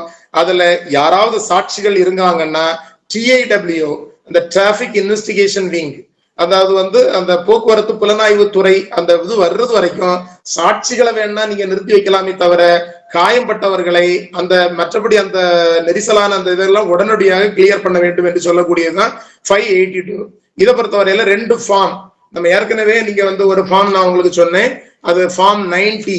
அந்த ஃபார்ம் 90 பொறுத்தவரையில நமக்கு என்ன ஃபார்ம் 70 அதை பொறுத்தவரையில என்னன்னா வழக்கு நாட்குறிப்பினுடைய இது வந்து ஃபார்ம் 70. இங்க பாத்தீங்கன்னா இதுல இந்த ரோடு ஆக்சிடென்ட்ல என்ன பண்ண வாகன விபத்தாக இருந்தால் ஃபார்ம் 67, ஒருவேளை மோட்டார் வாகனம் அல்லாத விபத்தாக ஏதாவது இருந்துச்சுன்னா அந்த ஃபார்ம் 70. அந்த ஃபார்ம் 70ங்கிறது என்னது, கேஸ் டைரி. அப்ப அந்த கேஸ் டைரியிலேயே இதை என்ன செஞ்சிருக்கலாம், அந்த வாகன விபத்து அல்லாத மோட்டார் இல்லாத விபத்துகளை அதில் சொல்லிடலாம். ஒருவேளை இது மாதிரி ஏதாவது ரொம்ப ரொம்ப டெக்னிக்கலா கேள்வி கேட்டாங்கன்னா இதெல்லாம் கேட்கலாம். ஆனா ரொம்ப டெக்னிக்கலா கேட்க மாட்டாங்க, ரொம்ப எளிமையாக தான் கேட்பாங்க, பயப்படண்டாம். அடுத்து பாத்தீங்கன்னா அன்நேச்சுரல் டெத், அதாவது இயற்கைக்கு மாறான மரணம், திடீர் மரணம், இவை குறித்து விசாரிக்கிறது பத்தி சொல்றது, புலன் விசாரணை எப்படி செய்ய வேண்டும் என்று சொல்வது 583 காவல் நிலையாணை. அதை பொறுத்தவரையில என்னன்னா ஒரு தற்கொலை மூலமாகவோ அல்லது இன்னொருத்தராலேயோ இல்லைன்னா ஒரு விலங்காகலோ இல்லைன்னா ஒரு எந்திரத்தாலேயோ இல்லைன்னா ஒரு விபத்தாலேயோ என்ன செய்யலாம், ஒரு டெத் நடக்கலாம். ஒரு இயற்கைக்கு மாறான மரணம் நிகழலாம் அல்லது ஒரு சடன் டெத் நடக்கலாம். இது மாதிரிப்பட்ட இந்த சூழ்நிலைகளில் 583 PSOல என்ன பண்ணணும்னா இந்த OIC என்று சொல்லக்கூடிய officer incharge of the police station, அந்த முதல்ல புலன் விசாரணை அதிகாரிங்கிற வார்த்தை இதுல பயன்படுத்தல, அந்த நிலைய பொறுப்பு அலுவலர் வெளிப்படையான அந்த காரணங்களுக்கு இதனால என்னது அப்படிங்கிறத வந்து புலன் விசாரணை செய்ய வேண்டும், செய்ய கடமைப்பட்டவர் என்கிறத சொல்றாங்க. ஒருவேளை அந்த வெளிக்காயங்கள் இருந்துச்சுன்னா இமீடியட்டா குறிப்பெடுக்கணும். சந்தேகம் இருந்துச்சுன்னா அதை வந்து பிரேதத்தை பாதுகாப்பா வச்சிருக்கணும். இல்லைன்னா படிவம் 80 படி சடல கூராய்வுக்கு உடனே அனுப்பிடணும், போஸ்ட்மார்ட்டத்துக்கு அனுப்பிடணும். ஏன்னா உடல் அழுகி விடக்கூடாது. உடல் அழுகிச்சுன்னா நமக்கு வந்து அதனுடைய காரணங்கள் தெரியாம போயிடும். அதே நேரத்துல வந்து தொடக்க பிரிலிமினரி என்கொயரி பிரிலிமினரி இன்வெஸ்டிகேஷன், அந்த பிரிலிமினரி இன்வெஸ்டிகேஷனுக்கு பிறகும் அந்த பாடி தேவைன்னு சொன்னா என்ன பண்ணணும், ஃபார்ம் 79 வந்து ரிப்போர்ட் பண்ணணும். பிரேத விசாரணை பொறுத்தவரையில அந்த இன்கொஸ்ட் முடிச்சாச்சு, அதே நேரத்துல வந்து சடல குறைவு எல்லாம் முடிச்சாச்சு. அப்படிங்கிறச்சுல 12 மணி நேரத்துக்குள்ளால அந்த officer incharge of the police station அந்த மரணம் குறித்த தகவலை பர்த் டெத் அலுவலகத்துல பதிவு செய்ய வேண்டும். அதே போல ஒரு நாளுக்கு மேல அந்த வழக்கினுடைய தன்மை நீண்டுட்டு போகுதுன்னு சொன்னா அத காவல் ஆய்வாளர் இன்ஸ்பெக்டர் வந்து என்ன செய்யணும், சூப்பர்வைஸ் பண்ணணும். தொடக்க புலன் விசாரணை வந்து அந்த நடந்த அறிக்கை பிரிலிமினரி இன்வெஸ்டிகேஷன் அறிக்கையையும் இன்னும் யாருக்கு அனுப்பணும், நம்ம நடுவருக்கு அனுப்பணும், மேஜிஸ்ட்ரேட்டுக்கு அனுப்பணும். இது போல ஒரு சிறைச்சாலையில அதே மாதிரி ஒரு அன்நேச்சுரல் டெத் நடக்குது, இல்ல ஒரு சடன் டெத் நடக்குதுன்னா உடனடியாக பிரிலிமினரி இன்வெஸ்டிகேஷன் பண்ணணும்.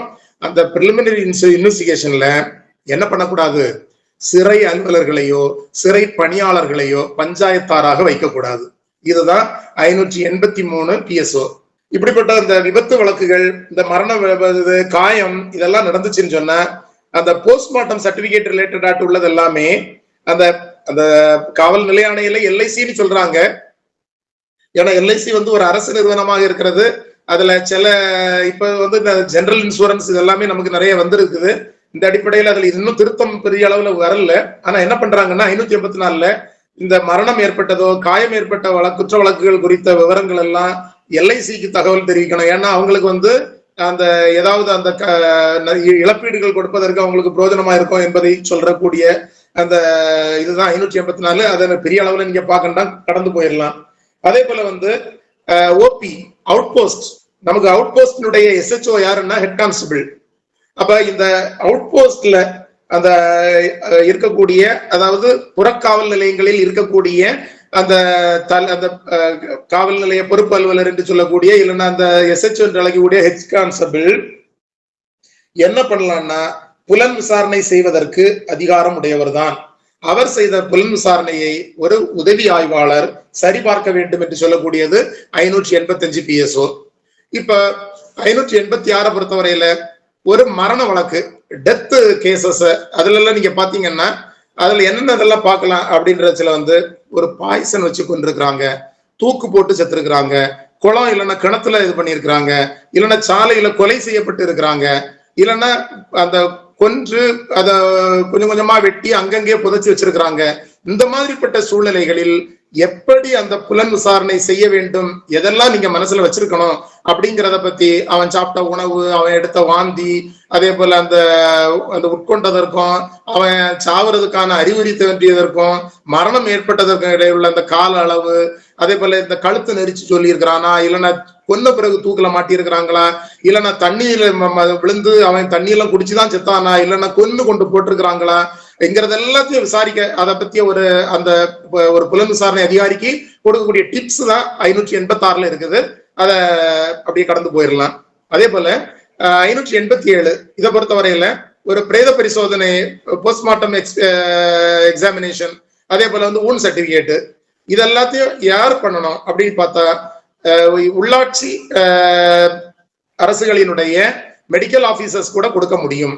ஆனா இந்திய முறை மருத்துவர்கள் கொடுக்க முடியாது. அதே போல வந்து அரசு உதவி பெறும் தனியார் மருத்துவர்களும் என்ன செய்யலாம், அந்த போஸ்ட்மார்ட்டம் எக்ஸாமினேஷன் ரிப்போர்ட் கொடுக்கலாம், ஊன் சர்டிபிகேட் கொடுக்கலாம். என்னொன்னு இதுல நீங்க பாத்தீங்கன்னா அந்த அதுக்கு கட்டணம் உண்டு. அந்த ஒவ்வொரு இந்த சர்டிபிகேட்டுக்கும் கட்டணம் வாங்கி இது பண்ணலாம். ஒருவேளை அந்த போஸ்ட்மார்ட்டம் சர்டிபிகேட்லயோ இல்லைன்னா அந்த ஊன் சர்டிபிகேட்லயோ மருத்துவ சொற்கள் தெளிவற்ற முறையில் இருந்தா அதை என்ன பண்ணலாம், அந்த கட்டணத்தை குறைச்சு கொடுக்கலாம். சோ இது மாதிரிப்பட்ட தகவல் இருக்கும்போது SP என்ன செய்யணும்னா DIGக்கு தகவல் கொடுத்து DIG வந்து DMSக்கு தகவல் கொடுக்கணும். டைரக்டரேட் ஆஃப் மெடிக்கல் சர்வீஸ் அவங்களுக்கு வந்து என்ன செய்யணும், டிஎம்எஸ் கிட்ட சொல்லி இப்படி எல்லாம் இருக்குங்கிற அந்த குறைகளை சொல்லணும். அப்ப எழுத்து, மருத்துவர்களுடைய எழுத்து இப்படித்தான் இருக்கும் அப்படிங்கிறத பார்க்க வேண்டியது இல்லை. அந்த மருத்துவர்கள் வந்து தெளிவாக எழுத வேண்டும், மருத்துவ சொற்களை தெளிவாக எழுத வேண்டும் என்பது 587 PSOல சொல்லி இருக்குது. அதே போல வந்து கிராமத்துல வேலை பார்க்கக்கூடிய மருத்துவ அலுவலர்களை என்ன செய்யக்கூடாது, கட்டாயப்படுத்தி அந்த அவங்கள பயன்படுத்துறத வந்து, ஏன்னா கிராமப்புறத்திலேயே வந்து ரொம்ப கஷ்டப்பட்டு தான் ஒரு மெடிக்கல் ஆபீசர் இருப்பாரு. அவரை நீ வந்து இந்த இதை அட்டன் பண்ண, இவருக்கு நீ சர்டிபிகேட்டை கொடுன்னு சொல்லிட்டு அவரை என்ன செய்யக்கூடாது, முடிந்த அளவிற்கு கூடுமான வரையில் அவர்களை அதிகமாக பயன்படுத்தக்கூடாது, அவர்களை கட்டாயப்படுத்தக்கூடாது. இந்த மருத்துவ சட்ட பணிகளுக்காக அவர்களை கட்டாயப்படுத்தப்படக்கூடாது என்று சொல்லக்கூடியது PSO 587. அதே போல வந்து ஒரு ஜுடிஷியல் மேஜிஸ்ட்ரேட் ஒரு கிராம மருத்துவரை வந்து ஒரு குறை கூறுறாருன்னா, ஒரு ஒரு அசாதாரண சூழ்நிலையில தான் அவரை இது பண்ண வேண்டியது இருக்கும். அப்படியுமே அவரை குறை கூறினால்னா அவர் மேல நடவடிக்கை எடுக்க முடியுமானா எடுக்க முடியும். இதுல பாத்தீங்க அப்படின்னு சொன்னா, இந்த என்ன சொல்றது 587ல அந்த மருத்துவ பரிசோதனை அறிக்கை யார் கொடுக்க முடியும், எப்படி கொடுக்க முடியும், எந்த சூழ்நிலையில கொடுக்கணும், வாழ்த்துக்கு அந்த வார்த்தைகள் எல்லாம் எப்படி எழுத வேண்டும், அதுல ஏதாவது சங்கடம் இருந்துச்சுன்னா என்ன பண்ணணும் என்பதை பற்றி, அதுல குறிப்பாக அந்த நமக்கு லோக்கல் பாடி கவர்மெண்ட்ல இருக்கக்கூடிய மெடிக்கல் ஆபீசர்ஸ் கூட கொடுக்கலாம். ஆனால் இந்திய முறை மருத்துவர்கள் வந்து என்ன செய்ய முடியாது, ஒன் சர்டிபிகேட் கொடுக்க முடியாது. அதே போல அந்த போஸ்ட்மார்ட்டம் எக்ஸாமினேஷன் பண்ண முடியாது என்பதை இது 587 PSO சொல்லுது. அடுத்து நீங்க பாத்தீங்கன்னா, இந்த டெத் கேசஸ், அந்த மரண குறித்த வழக்குகளில் அந்த சடலத்தை பாதுகாத்து வைக்க வேண்டும் என்றால், இன்னைக்கு நமக்கு நிறைய என்ன வந்துருச்சு, இது ஃப்ரிட்ஜ் வந்துருச்சு, எல்லாமே வந்துருச்சு, ஃப்ரீசர் எல்லாம் வந்துருச்சு. ஆனா 588 வந்து இன்றைய காலகட்டத்திற்கு ஒவ்வாததாக இருந்தாலும், எங்கேயோ இந்த காட்டுல அந்த இருந்து கொண்டு வர முடியாத சூழ்நிலையில ஒரு 2 நாள் அதை வச்சிருக்கணும் அப்படின்னு சொன்னா, அதை எப்படி அந்த சடலங்களை பாதுகாக்க வேண்டும், அந்த அந்த என்ன சொல்றது, கறி அந்த துணி இதெல்லாம் போட்டு அதை எப்படி பாதுகாக்க வேண்டும் என்பதற்கான அந்த தகவல்களை சொல்றதுதான் 588. இதற்கான அந்த செலவுகளை வந்து என்ன செய்யலாம், வாங்கிக்கலாம் அப்படிங்கறதும் அதுல இருக்குது. அதே போல 589 அந்த பிணத்தோடு செல்கின்ற காவல் அலுவலர்கள் அவங்க என்ன பண்ணணும் அப்படின்னு சொன்னா, இப்ப நீங்க பாத்தீங்கன்னா நல்ல டிஃபென்ஸ் கவுன்சில்ட்ட இருந்தா நம்ம நிறைய படிக்க வேண்டியது இருக்கும். அவங்க என்ன பண்ணுவாங்க அப்படின்னு சொன்னா, ஒரு நம்ம நினைப்போம் சார் போஸ்ட்மார்ட்டம் போனவர் தானே, அவரை நீங்க போய் என்ன விசாரிக்க போறீங்கன்னு கேட்டா, அங்க இருக்குது PSOல 589ல தெளிவா இருக்குது, அந்த பரிசோதிக்கப்பட்ட உடல், அந்த உடல் தான் தனது வழிகாவலில் தன்னால் அடையாளம் காணப்பட்ட உடல் என்பதை சொல்ல வேண்டிய பொறுப்பு யாருக்கு இருக்குன்னா, அந்த பிணத்துக்கு பாஸ்போர்ட் போட்டு அவரை வழிகாவலுக்கு அனுப்பின அந்த அவர் ஒருவேளை இந்த பிணமா அந்த பிணமான்னு எனக்கு தெரியலன்னு சொல்லிட்டாருன்னா அங்க ஒரு டவுட் உண்டாயிரும். அப்போ 589 என்ன சொல்லுது அப்படின்னா, பிணத்துடன் செல்லும் காவல் அலுவலர்களுடைய அந்த தன்மை, அதனை பரிசோதிக்கப்பட்ட உடல் தான் வழிகாவல் செய்யப்பட்ட உடல் என்று சாட்சியம் அளிக்கணும் அவரு. அப்ப அவர் வந்து அந்த உடலை பெற்றுக்கொண்டதிலிருந்து போஸ்ட்மார்ட்டம் முடியறது வரைக்கும் அவர் எழுப்பி போயிடக்கூடாது, அந்த உடல் மாறிடக்கூடாது. அதன் பிறகு அந்த அனைத்து இதுவும் முடிஞ்ச பிறகு உறவினர்களிடம் அல்லது நண்பர்களிடம் ஒரு நல்லடக்கம் செய்வதற்காக வழங்க வேண்டிய பொறுப்பும் அவருக்கு தான் இருக்குது. இந்த அடிப்படையில் அந்த 589 ரொம்ப முக்கியமானது. பரிசோதிக்கப்பட்ட, அதாவது அந்த சடலக்குறாய்வு செய்யப்பட்ட உடல் தான் என்னால் வழிகாவல் செய்யப்பட்ட உடல் என்று சாட்சியம் அளிக்க வேண்டிய ஒரு பொறுப்பு அவருக்கு இருக்கிறது. ஒருவேளை அந்த ஆளை நீங்க டிஸ்பென்ஸ் பண்ணிட்டீங்க, ப்ராசிக்யூஷன்ல இருந்து நம்ம டிஸ்பென்ஸ் பண்ணிட்டோம் அப்படின்னு சொன்னா அவங்க என்ன பண்ணலாம், இப்படி ஒரு சந்தேகத்தை உள்ள கொண்டுட்டு வரலாம். அது வழக்கினுடைய தன்மையை பொறுத்தது, ஆனாலும் இதை ரொம்ப கவனமா பார்த்துக்கிறது.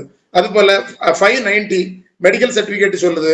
அந்த மெடிக்கல் சர்டிபிகேட்ஸை பொறுத்தவரையில இந்த காவல் அலுவலர்கள் அவர்கள் கேட்கும் போதெல்லாம் என்ன செய்யணும், அந்த மருத்துவ அதிகாரிகள் கொடுக்க வேண்டும் என்பதை சொல்றது 590. 591 பொறுத்தவரையில அந்த போஸ்ட்மார்ட்டம் சர்டிபிகேட், ஊன் சர்டிபிகேட்டை வந்து அதனுடைய அசல் யாருக்கு கொடுக்கணும், நகல் என்ன கொடுக்கணும் அப்படிங்கறது பாத்தீங்கன்னா, அசல் போஸ்ட்மார்ட்டம் ரிப்போர்ட் வந்து ஜுடிஷியல் மேஜிஸ்ட்ரேட்டுக்கு அனுப்பணும், அதனுடைய நகல் வந்து IO கையில வச்சிருக்கணும். அப்ப அசலத்தான் அங்க அனுப்பணும். அங்க வந்து நகல் இருக்குது அப்படின்னு சொன்னா டிஃபென்ஸ்ல என்ன செஞ்சிருவாங்க, கேஸ் எழுதி தொட்டுருவாங்க. அப்போ 591 PSO இந்த போஸ்ட்மார்ட்டம் சர்டிபிகேட் அல்லது ஊன் சர்டிபிகேட்டினுடைய அசல் வந்து எங்க போயிடணும், நீதிமன்றத்திற்கு. அந்த நகல் தான் IO இருக்கணும்னு சொல்றதுதான் 591. 592 மெடிக்கல் ஆபீசர்ஸ் என்ன பண்ணணும்னா மருத்துவ அலுவலர்கள் வந்து எழுதி கொடுக்கணுமா, சாட்சியம் எழுதி கொடுக்கணுமா, வாய்மொழியாக கொடுக்கணுமா அப்படின்னு சொன்னா வாய்மொழியாக தகவல் கொடுப்பது ஏற்றுக்கொள்ளப்படக்கூடியதுதான். அந்த ஏன்னா மெடிக்கல் ஆபீசர்ஸுக்கு வந்து நிறைய வேலை இருக்கும், அவன் இருந்து எழுதிட்டு இருக்கிறது கூட 2 ட்ரீட்மெண்ட் பண்ணிட்டு போயிடுவாங்க. சோ அந்த அடிப்படையில இந்த அவர் வாய்மொழியாக கொடுக்கக்கூடிய எல்லாம், அதே போல officer incharge of the police station நிலைக்கு குறையாத அலுவலனுடைய ரிக்வெஸ்டை பெற்று போஸ்ட்மார்ட்டத்தினுடைய நகல்களை கொடுக்கலாம். இந்த officer incharge of the police station யார் அப்படின்னு பாத்தீங்கன்னா ஒவ்வொரு சூழ்நிலையிலும் கிரேடு 1க்கு மேல, கிரேடு 1ல இருந்தே கிரேடு 1க்கு மேல இருக்கக்கூடிய எல்லாருமே officer incharge of the police station தான். அப்ப அந்த அடிப்படையில வந்து officer incharge of the police police ஸ்டேஷனுடைய படிநிலைக்கு குறையாத ஒரு அலுவலரினுடைய வேண்டுகோள் கடிதத்தின்படி ஒரு போஸ்ட்மார்ட்டத்தினுடைய நகலை கொடுக்க முடியும்னா கொடுக்கலாம். அதே போல வந்து இந்த போஸ்ட்மார்ட்டம் ஊன் சர்டிபிகேட் தவிர இது ரெண்டும் அவங்க வந்து ரெக்கார்டிக்கலா கொடுக்கணும். இது தவிர வேற எந்த தகவல்களையும் வாய்மொழியாக கொடுக்கலாமான தகவல்களை கொடுக்கலாம். அந்த வாய்மொழியாக கேட்கக்கூடியது அவர்களால சொல்ல முடியல, சரி நீங்க கேளுங்க நான் பதில் சொல்றேன், அந்த கேள்வி பதில் வழியாக கொடுக்கலாமான்னா கொடுக்கலாம். அந்த கேள்விங்கிறது வந்து ஸ்பெசிபிக்கா இருக்கணும், சும்மா ஒரு மாதிரி வேகுவா இருக்கக்கூடாது. இதெல்லாம் சொல்றதுதான் 592. அடுத்து பாத்தீங்க அப்படின்னு சொன்னா அந்த கெமிக்கோ லீகல் எக்ஸாமினேஷன், இந்த ரசாயன வேதி ஆய்வுகள், இந்த ரசாயன வேதி ஆய்வுகளை வந்து எப்படி அனுப்பணும், எந்த மாதிரிப்பட்ட இதெல்லாம் செய்யணும் அப்படிங்கறத வந்து சொல்றது 593. அப்ப இந்த கெமிக்கோ, அதாவது ரசாயன வேதி ஆய்வுகளினுடைய அந்த தடய அறிவியல் இதுக்காக நம்ம சென்னைக்கு அனுப்புறோம். அதுக்கான முதல் 3 நோக்கங்கள் என்னன்னு பாத்தீங்கன்னா அந்த அடையாளம், அந்த அடையாளத்தை வந்து ப்ரூவ் பண்ணணும். அடுத்து எடுத்து செல்லும் போது எந்த தலையீடும் நிகழவில்லை என்பதை உறுதிப்படுத்தணும். அதே போல அந்த அனுப்பக்கூடிய அந்த மெட்டீரியல் வந்து அழுகி போகாமல் பாதுகாக்கணும். இதுதான் ரொம்ப தடய அறிவியலுக்கு அனுப்பும் போது அடையாளத்தை ப்ரூவ் பண்ணணும். அந்த அனுப்பும் போது எந்த இன்டர்ஃபியரன்ஸும் இருக்கக்கூடாது. அதே நேரத்துல இந்த மெட்டீரியல்ஸ் வந்து அழுகாம பாதுகாக்கணும். இப்ப இதுல பாத்தீங்க அப்படின்னு சொன்னா 2 நம்ம ஏற்கனவே அந்த எதை பார்த்தோம், கேஸ் டைரியை பொறுத்தவரையில இன்வெஸ்டிகேஷன் பார்ட்டும் விட்னஸ் பார்ட்டும் பார்த்தோம். அதே போல இங்க என்னன்னா 2 இருக்கும். ஒண்ணு பகுப்பாய்வு, அந்த அனாலிசிஸுக்கு தேவையான அந்த விவரம். அடுத்து பாத்தீங்கன்னா வழக்கினுடைய விவரம். இந்த வழக்கினுடைய இந்த இதெல்லாம் வச்சுதான் என்ன பண்ணணும், நம்ம அனுப்பணும். பகுப்பாய்வுல நமக்கு என்னென்னதெல்லாம் வேணும் அப்படின்னு கேட்கக்கூடிய அந்த விவரம் இருக்கணும். அதே போல வழக்கினுடைய தன்மை இருக்கணும். இப்போ இதுலயுமே 2 பகுதிகளாக அந்த கெமிக்கல் ரிப்போர்ட் இருக்கும். ஒன்னு ஜுடிஷியல் மேஜிஸ்ட்ரேட்டுக்கும் அந்த போலீஸ் ஆபீசருக்கும் உதவி செய்யறது, என்ன ஒண்ணு மருத்துவ அலுவலர்களுக்கு உதவி செய்யக்கூடியது. அப்ப பார்ட் 1 வந்து நமக்கு ஜுடிஷியல் மேஜிஸ்ட்ரேட், காவல் போலீஸ் ஆபீசர்ஸுக்கு இருக்கிறது. அதுல என்னன்னா அந்த போலீஸ் அந்த ரசாயன ஆய்வுக்கு ரிக்வெஸ்ட் எப்படி அனுப்பணும், ஜுடிஷியல் மேஜிஸ்ட்ரேட்டோ அசிஸ்டன்ட் கமிஷனரோ டிஎஸ்பியோ அதை என்ன செய்யணும், அந்த ரிக்வெஸ்ட எழுதணும். அந்த ஜுடிஷியல் மேஜிஸ்ட்ரேட்டோ இல்லைன்னா அசிஸ்டன்ட் கமிஷனரோ டிஎஸ்பியோ ரசாயன ஆய்வுக்கு அனுப்பும்படி மெடிக்கல் ஆபீசருக்கு அந்த கோரிக்கையை வச்சுக்கிட்டு சென்னை தடயவியல் அலுவலருக்கு அனுப்புறதுக்கும் சொல்லணும். அடுத்து பாத்தீங்கன்னா நஞ்சு தொடர்பான கேள்விகள், பாய்சன் ரிலேட்டடா இருந்தனா அந்த கேள்விகள் இருக்கணும்.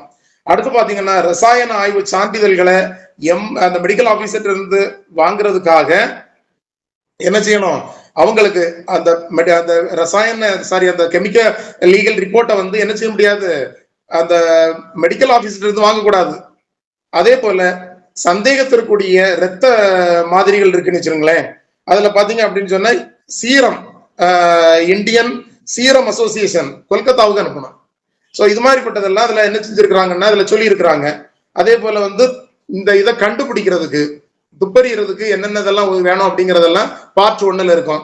அதே போல வந்து அந்த உயிர் இல்லாமல் அந்த உயிர் நீங்கிய உடலினுடைய ரத்தம் எப்படி இருக்கும், அந்த விந்து கரைகள் எப்படி இருக்கும், ஒருவேளை இந்த ராணுவ எரிகுண்டுகள், பீரங்கி குண்டு, இந்த கண்ணி வெடிகள், இது மாதிரி எல்லாம் இருந்துச்சுன்னா இதெல்லாம் இதோட தொடர்புடையது பார்ட் 1ல. இதுக்கெல்லாம் என்னென்ன தகவல்கள் வேணும் அப்படிங்கறதெல்லாம் கேட்கக்கூடியது. பார்ட் 2 பொறுத்தவரையில இந்த மெடிக்கல் ஆபீசர்ஸ் இவங்க எப்படி இந்த மெட்டீரியல்ஸை வந்து அங்க அனுப்பணும் அப்படிங்கிறது அவங்களுக்கான கைட்லைன்ஸ். ஸோ அப்ப இந்த கெமிக்கோ லீகல் எக்ஸாமினேஷன் எப்படி செய்யப்பட வேண்டும் என்பதை பற்றி சொல்ல வேண்டியது, அதை தெரிந்து கொள்ள வேண்டியது PSO 593 இருக்குது. அதே போல ஒரு விலங்கு இறந்து போச்சு, வைல்ட் லைஃப் ப்ரொடெக்ஷன் ஆக்ட்லயோ இல்லைன்னா நமக்கு தமிழ்நாடு ஃபாரஸ்ட் ஆக்ட்லயோ இது மாதிரி நமக்கு நிறைய வன வழக்குகள் எல்லாம் நமக்கு வரும். அந்த வன வழக்குகள் வரும்போது ஒரு மனிதனுடைய உடல் எப்படி சடலக்குராய்வு செய்யப்படுகிறதோ அதே போல அந்த என்டேஞ்சர்டு ஸ்பீசிஸ் என்று அழைக்கப்படுகின்ற அழிந்து வரும் உயிரினங்கள், வன உயிரினங்களினுடைய மரணத்திற்கு காரணமாக கண்டுபிடிக்கிறதுக்கான அந்த போஸ்ட்மார்ட்டம் எப்படி பண்ணணும் அப்படிங்கிறதே யார் பண்ணணும், அந்த கால்நடை மருத்துவர், அந்த வெட்டினரி டாக்டர் பண்ணனா போதும் என்பதை சொல்வது 594 PSO. அதே போல ஒரு இந்த காவல் அதிகாரிகள், இந்த இன்வெஸ்டிகேஷன் ஆபீசர்ஸ் என்ன பண்ணலாம், அந்த ஜெயிலுக்குள்ளால இப்ப எங்கேயாவது நம்ம விசாரணை, இப்ப இதெல்லாம் நம்ம இன்வெஸ்டிகேஷன் தான் பார்த்துட்டு இருக்கிறோம். அப்ப உள்ள போறது எப்போ, அவங்க ஜெயிலுக்குள்ள இருக்கிறவன விசாரிக்கணும் அப்படின்னா அந்த காவல் அலுவலர்கள் சிறைச்சாலைக்குள்ள போறதை பத்தி சொல்றது 595. எப்படி அப்படின்னு சொன்னா, இந்த போலீஸ் ஆபீசர்ஸ் ஒரு அந்த என்ன பண்ணணும் அப்படின்னு சொன்னா, சிறைச்சாலை நடைமுறை நூலில் இருக்கக்கூடியதன் அடிப்படையில என்ன செய்யணும், அந்த அந்த ப்ரொசீஜர் எல்லாம் அதுல இருந்து இருக்குது. அதையும் தாண்டி ஒரு DSP, not below the rank of DSP, இவங்க என்ன செய்யணும் அப்படின்னு சொன்னா, போலீஸ் ஆபீசர் அப்படிங்கிற அந்த விசாரணையை பண்ணும்போது அந்த சிறைச்சாலையினுடைய பூட்டு திறந்த பிறகு, காலையில பூட்டு திறக்குது, சாயங்காலம் என்ன பண்றது, அந்த பூட்டு அடைக்கப்படுகிறது. இந்த காலகட்டத்திற்குள்ளால டிஎஸ்பிக்கு குறையாத, ரேங்குக்கு குறையாத காவல் அலுவலர்கள் போய் விசாரிச்சுட்டு வரலாம். ஒருவேளை எஸ்பி அல்லது கமிஷனர் அந்த அவங்களுக்கு லெவலுக்கு உள்ளவங்க என்ன பண்ணலாம், அவங்களுடைய பெர்மிஷன் பேர்லயும் போலீஸ் ஆபீசர்ஸ் உள்ள போய் விசாரிக்கலாம். ஒருவேளை மாவட்ட ஆட்சியர் அல்லது சரக துணை தலைவர், காவல்துறை, டிஐஜி, இந்த கமிஷனர், இவங்களுடைய உத்தரவின் பேரில் என்ன செய்யலாம், அந்த சிறை அலுவலர்கள் முன்பு வைத்து அந்த சிறை வாசிகளை பேட்டி எடுக்கலாம். நீங்க அந்த விருமாண்டி படத்துல எல்லாம் பாத்தீங்கன்னு சொன்னா, அந்த ஒரு அம்மா போய் பேட்டி எடுக்க போவாங்க. சோ அதுக்கு பின்னாடி இருக்கிற PSO என்ன இருக்குன்னா 595. அப்ப பாத்தீங்க அப்படின்னு சொன்னா, இந்த 595 பொறுத்தவரையில சிறைக்குள் இருப்பவர்கள் குறித்து விசாரணை செய்யக்கூடியது. ஒருவேளை அந்த சிறை கண்காணிப்பாளர் பொறுப்பில் இருக்கக்கூடிய ஒரு சிறை வாசி, அந்த ஜெயில் இன்மேட், பிரிசன் இன்மேட், அந்த பேட்டி எடுக்கும் போது கொஞ்சம் ரகசியமா இருக்குது அப்படின்னு சொன்னா, அந்த சிறைவாசியை, அந்த பிரிசன் இன்மேட்டை என்ன பண்ணலாம், அந்த பேட்டி எடுக்கும் போது அந்த காவல் அலுவலரிடம் ஒப்படைத்து அதற்குரிய வசதிகளை செய்து கொடுத்து என்ன செய்யலாம், அந்த வேட்டி எடுக்கிறதுக்கும் பயன்படுத்தலாம் என்பதை சொல்லுவதுதான் காவல் நிலையாணை 595. இப்ப ராணுவ குடியிருப்பு, மிலிட்டரி லைன்ஸ், இந்த மிலிட்டரி லைன்ஸ்ல போய் என்ன செய்யணும், விசாரணை செய்ய வேண்டியது இருக்குது அப்படின்னா காவல் நிலையாணை 596 அதற்கு வசதி செய்கிறது. இந்த மிலிட்டரி லைன்ல போய் விசாரிக்கலாம், சர்ச் பண்ணலாம், அவங்கள என்ன பண்ணலாம், அவங்கள எந்த சூழ்நிலையிலையும் அவங்கள விசாரிக்க முடியலாம். அப்போ இந்த காவல் அலுவலர், அந்த இன்வெஸ்டிகேஷன் ஆபீசர் முழு சீருடையில் இருக்கணும். அதே போல அந்த தொடர்புடைய அந்த மிலிட்டரி லைன்ஸினுடைய ஹெட் ஆபீசருக்கு ரகசிய தகவல் கொடுக்கணும். இவரு சீருடையில் இருக்கணும், ரகசிய தகவல் அவருக்கு பிரேயர் தகவல் கொடுத்திருக்கணும். இந்த மாதிரி இருந்துச்சுன்னா தான் மிலிட்டரி லைன்ஸ்ல போய் விசாரிக்க முடியும், சர்ச் பண்ண முடியும், இதெல்லாம் பண்ண முடியும். இதை பத்தி சொல்றது 596. இப்ப 597 அதுல நீங்க PSO பாத்தீங்க அப்படின்னு சொன்னா, ரைட் டு சைலன்ஸ் அப்படிங்கிறது அதுக்குள்ள இருக்குது. ஒரு குற்றம் சாட்டப்பட்டவர்கிட்ட என்ன செய்றீங்க, கேள்வி கேட்கறீங்க. அந்த ஒரு புலன் விசாரணை அதிகாரி கேள்வி கேட்கிறாரு. அவரை கேள்வி கேட்கும் போது அவர்கிட்ட சொல்லணும், எப்பா உன் மேல என்னென்ன குற்றச்சாட்டு இருக்கு, இந்த அந்த இதெல்லாம் சொல்லிக்கிட்டு தான் அவர்கிட்ட கேள்விகளை கேட்க முடியும். அந்த கேள்விக்கு அவர் என்ன செய்யலாம், விளக்கம் இது பண்ணா அந்த விளக்கத்துக்கும் என்ன செய்யலாம், அந்த கேள்விகளையும் கேட்கலாம். ஒருவேளை அவர் பேசாம இருக்கிறாரு அப்படிங்கிறதுக்காக அவரு அப்படியே அவரு இந்த கேள்வி என்கிட்ட கேட்காதுங்க அப்படின்னு சொல்லிட்டு என்ன செய்யறாரு, அவருடைய எதிர்ப்பை தெரிவிக்கிறாரு. அப்ப நம்ம கேள்வி கேட்க கூடாது. அந்த குறுக்கு விசாரணை அடிப்படையிலையும் கேள்வி கேட்க கூடாது. இந்த விசாரணை அதே போல அந்த அவரை விசாரிக்கும் போது அதை வற்புறுத்தக்கூடாது. அமைதி, அவருடைய அமைதியையும் என்ன செய்யணும், 597 காவல் நிலைய ஆணையின் பேரில் அவருடைய அமைதியையும் ஏற்றுக்கொள்ள வேண்டும். எந்த வற்புறுத்தலும் இருக்கக்கூடாது, துன்புறுத்தலும் இருக்கக்கூடாது என்பதை சொல்லுவதுதான் இது. ஒருவேளை நமக்கு 597க்கும் ஆர்டிகிள் 20 சப்கிளாஸ் 3க்கும் தொடர்பு இருக்குதா அப்படின்னு கேட்டுட்டு எங்கேயாவது கேள்வி கேட்டாங்கன்னா அதை நீங்க எழுத முடியும். ரைட் டு சைலன்ஸ், அமைதியாக இருக்கும் உரிமை. துன்புறுத்துவது, விசாரிக்கிறாங்க, நான் ஜெயிலுக்குள்ளதான் இருக்கிறேன், நான் விசாரிக்கிறேன் அப்படிங்கிறதுக்காக என்ன செய்ய முடியாது, பண்ண முடியாது. அப்போ இந்த 597 இந்த வகையில் ரொம்ப முக்கியமானது. 598 இந்த ஒப்புதலரை ஒரு கன்ஃபெஷன் பதிவு பண்றாங்க. அந்த கன்ஃபெஷனை பதிவு செய்யறது என்ன பண்றது, ஒரு கன்ஃபெஷன் அப்படின்னாலே ஒரு ஜுடிஷியல் மேஜிஸ்ட்ரேட் முன்னதான் அதை கொண்டுட்டு வரணும். அப்படி இல்லாத ஒப்புதலுரைகள் பயன் இல்லாமல் போகும் என்று சொல்லக்கூடியது காவல் நிலைய ஆணை 598. அப்போ அந்த ஒப்புதல் உரையை பொறுத்தவரையில அந்த 164 ஆகத்தான் இருக்கணும் அப்படிங்கிறது இதுக்குள்ள சொல்லாமல் சொல்றாங்க. அவங்க முன்னல் எடுக்கணும், அப்படி எடுக்கலைன்னா அதை நீங்க பயன்படுத்த முடியாதுன்னு சொல்றது 598 PSO. 599 பாத்தீங்கன்னா இந்த ஒப்புதல் உரை நமக்கு 27 ரெக்கவரி அப்படின்னு சொல்லுவோம். இருக்கிறதுலேயே கன்வர்ஷன் ரொம்ப டேஞ்சரஸ் கன்வர்ஷன் 27 ரெக்கவரியில வாங்கக்கூடிய கன்வர்ஷன். ஏன்னா வில்லன் விசாரணை அதிகாரிக்கு தெரியாத விவரங்களை இவர் சொல்லுவாரு, இந்த குற்றம் சாட்டப்பட்டவர் சொல்லுவாரு. அதன் அடிப்படையில் காவல் அதிகாரிக்கு தெரியாத, புலன் விசாரணை அதிகாரிக்கு தெரியாத ஒரு பொருள் கைப்பற்றப்படும். அப்போ இந்த இடங்களை இது பண்ணும்போது மதிப்பிற்குரிய கௌரவமான நல்ல 2 நபர்களின் முன்னிலையில் தான் என்ன செய்யணும், அதை எடுக்கணும் அப்படிங்கறத சொல்றது 599. அடுத்து பாத்தீங்கன்னா 600 ஐடென்டிபிகேஷன். புலன் விசாரணையினுடைய ஒரு பங்கு, ஒரு அங்கம் தெரியாத, கண்டால் தெரியும் நபர்கள்னு பெட்டிஷன்ல கொடுத்திருப்பாங்க, தகவல்ல இன்ஃபர்மேஷன்ல கொடுத்திருப்பாங்க. அப்போ அந்த நபர்களை கண்டறிவதற்காக ஐடென்டிபிகேஷன் பண்ணணுமா அப்படின்னா பண்ண வேண்டும். அதற்கு வகை செய்வது 600 PSO. அது அணிவகுப்பு யார் முன்னிலையில் நடத்தணும்னா JM முன்னிலையில் நடத்த வேண்டும் என்பதை அது சொல்லுகிறது. அதே போல சில 601 பொறுத்தவரையில அந்த கொஸ்டின் டாக்குமெண்ட், சில டாக்குமெண்ட் என்னதான் இருக்குது, இது விசாரணைக்குரியதாக இருக்கிறது, ஆய்வுக்குரியதாக இருக்கிறதுன்னு சொன்னா அதை ஆராய்வதற்காக தமிழ்நாடு தடய அறிவியல் ஆய்வகத்திற்கு அனுப்ப வேண்டும் என்று சொல்வது. எதெல்லாம் கொஸ்டின் டாக்குமெண்ட், எதெல்லாம் டிஸ்பியூட்டட் டாக்குமெண்டா இருக்குதோ அவைகளை எல்லாம் அதனை ஆய்வு செய்வதற்காக தமிழ்நாடு தடய அறிவியல் ஆய்வகத்திற்கு அனுப்ப வேண்டும் என்று சொல்லக்கூடியது. அது விசாரணையினுடைய ஒரு பங்காக காவல் நிலைய ஆணை 601 சொல்லுது.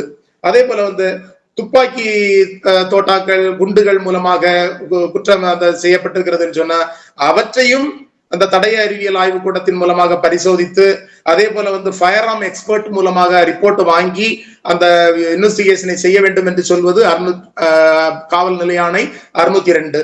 அதே போல ஒரு ஃபயர் ஆர்ம் மூலமாக ஒரு மரணம் நடந்திருக்குது, அந்த குற்றம் நடந்திருக்கிறது, இது சம்பந்தமாக எப்படி அந்த புலன் விசாரணைகள் எப்படி செய்ய வேண்டும் சொல்லி அதை இன்ஸ்ட்ரக்ஷன் ஃபார் தி ஐஓஸ், இந்த ஃபயர் ஆர்ம்ஸ் மூலமாக நடைபெற்ற குற்றங்கள் தொடர்பாக விசாரணை செய்வதற்கு புலன் விசாரணை அதிகாரிகளுக்கு அறிவுறுத்தும் காவல் நிலைய ஆணை எது அப்படின்னு கேட்டா 603.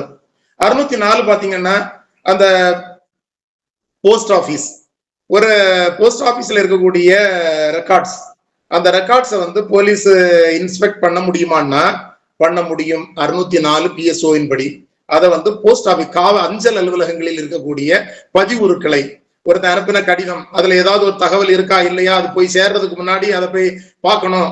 அப்ப இது யாருகிட்ட போகுது அப்படிங்கிறத கண்டுபிடிக்கணும் அப்படின்னு சொன்னா இது மாதிரிப்பட்ட அந்த புலன் விசாரணை செய்யும் அதிகாரத்தை காவல் நிலைய ஆணை 604 தருகிறது. அடுத்து பாத்தீங்கன்னா ஒரு அரசு அந்த கெஜெட்டட் ஆபீசர்ஸ் அவங்களும் அந்த அரசு குற்றத்துறை வழக்கறிஞர் APPயும் தேவைப்படுகின்ற போது அந்த வழக்கினுடைய தீர்ப்புகளையும் அந்த டெபோசிஷனையும் வாங்க முடியுமா அப்படின்னா வாங்க முடியும் என்பதை சொல்வது 605 PSO. அதே போல இப்படி அந்த நீதிமன்றத்தில் இருக்கக்கூடிய கட்டுகளை ஒரு ஆய்வு செய்ய முடியுமான்னா என்ன பண்ண முடியும், நமக்கு ரூல்ஸ் ஆஃப் பிராக்டிஸ்லயே நமக்கு இருக்குது. அந்த ரூல்ஸ் ஆஃப் பிராக்டிஸ்லயே APP மூலமாக இல்லைன்னா ஒரு அப்ளிகேஷன் கொடுக்கறதன் மூலமாக அந்த not below the rank of SI அவங்க என்ன செய்யலாம், ஜட்ஜ் முன்னிலையில அந்த கட்டுகளை பார்வையிட முடியுமான்னா பார்வையிட முடியும்.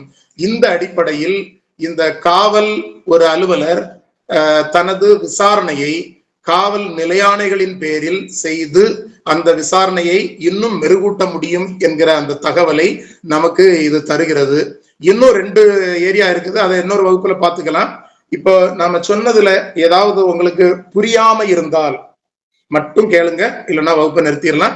இனி நீங்க அந்த காவல் நிலைய ஆணைகளை அந்த 562 இருந்து 606 வரைக்கும் கொஞ்சம் கவனமா படிச்சீங்க அப்படின்னா கட்டாயம் புரியும் என்கிற ஒரு நம்பிக்கையோட வகுப்பை நிறைவு செய்கிறேன். வாய்ப்பு தந்த உங்கள் அனைவருக்கும்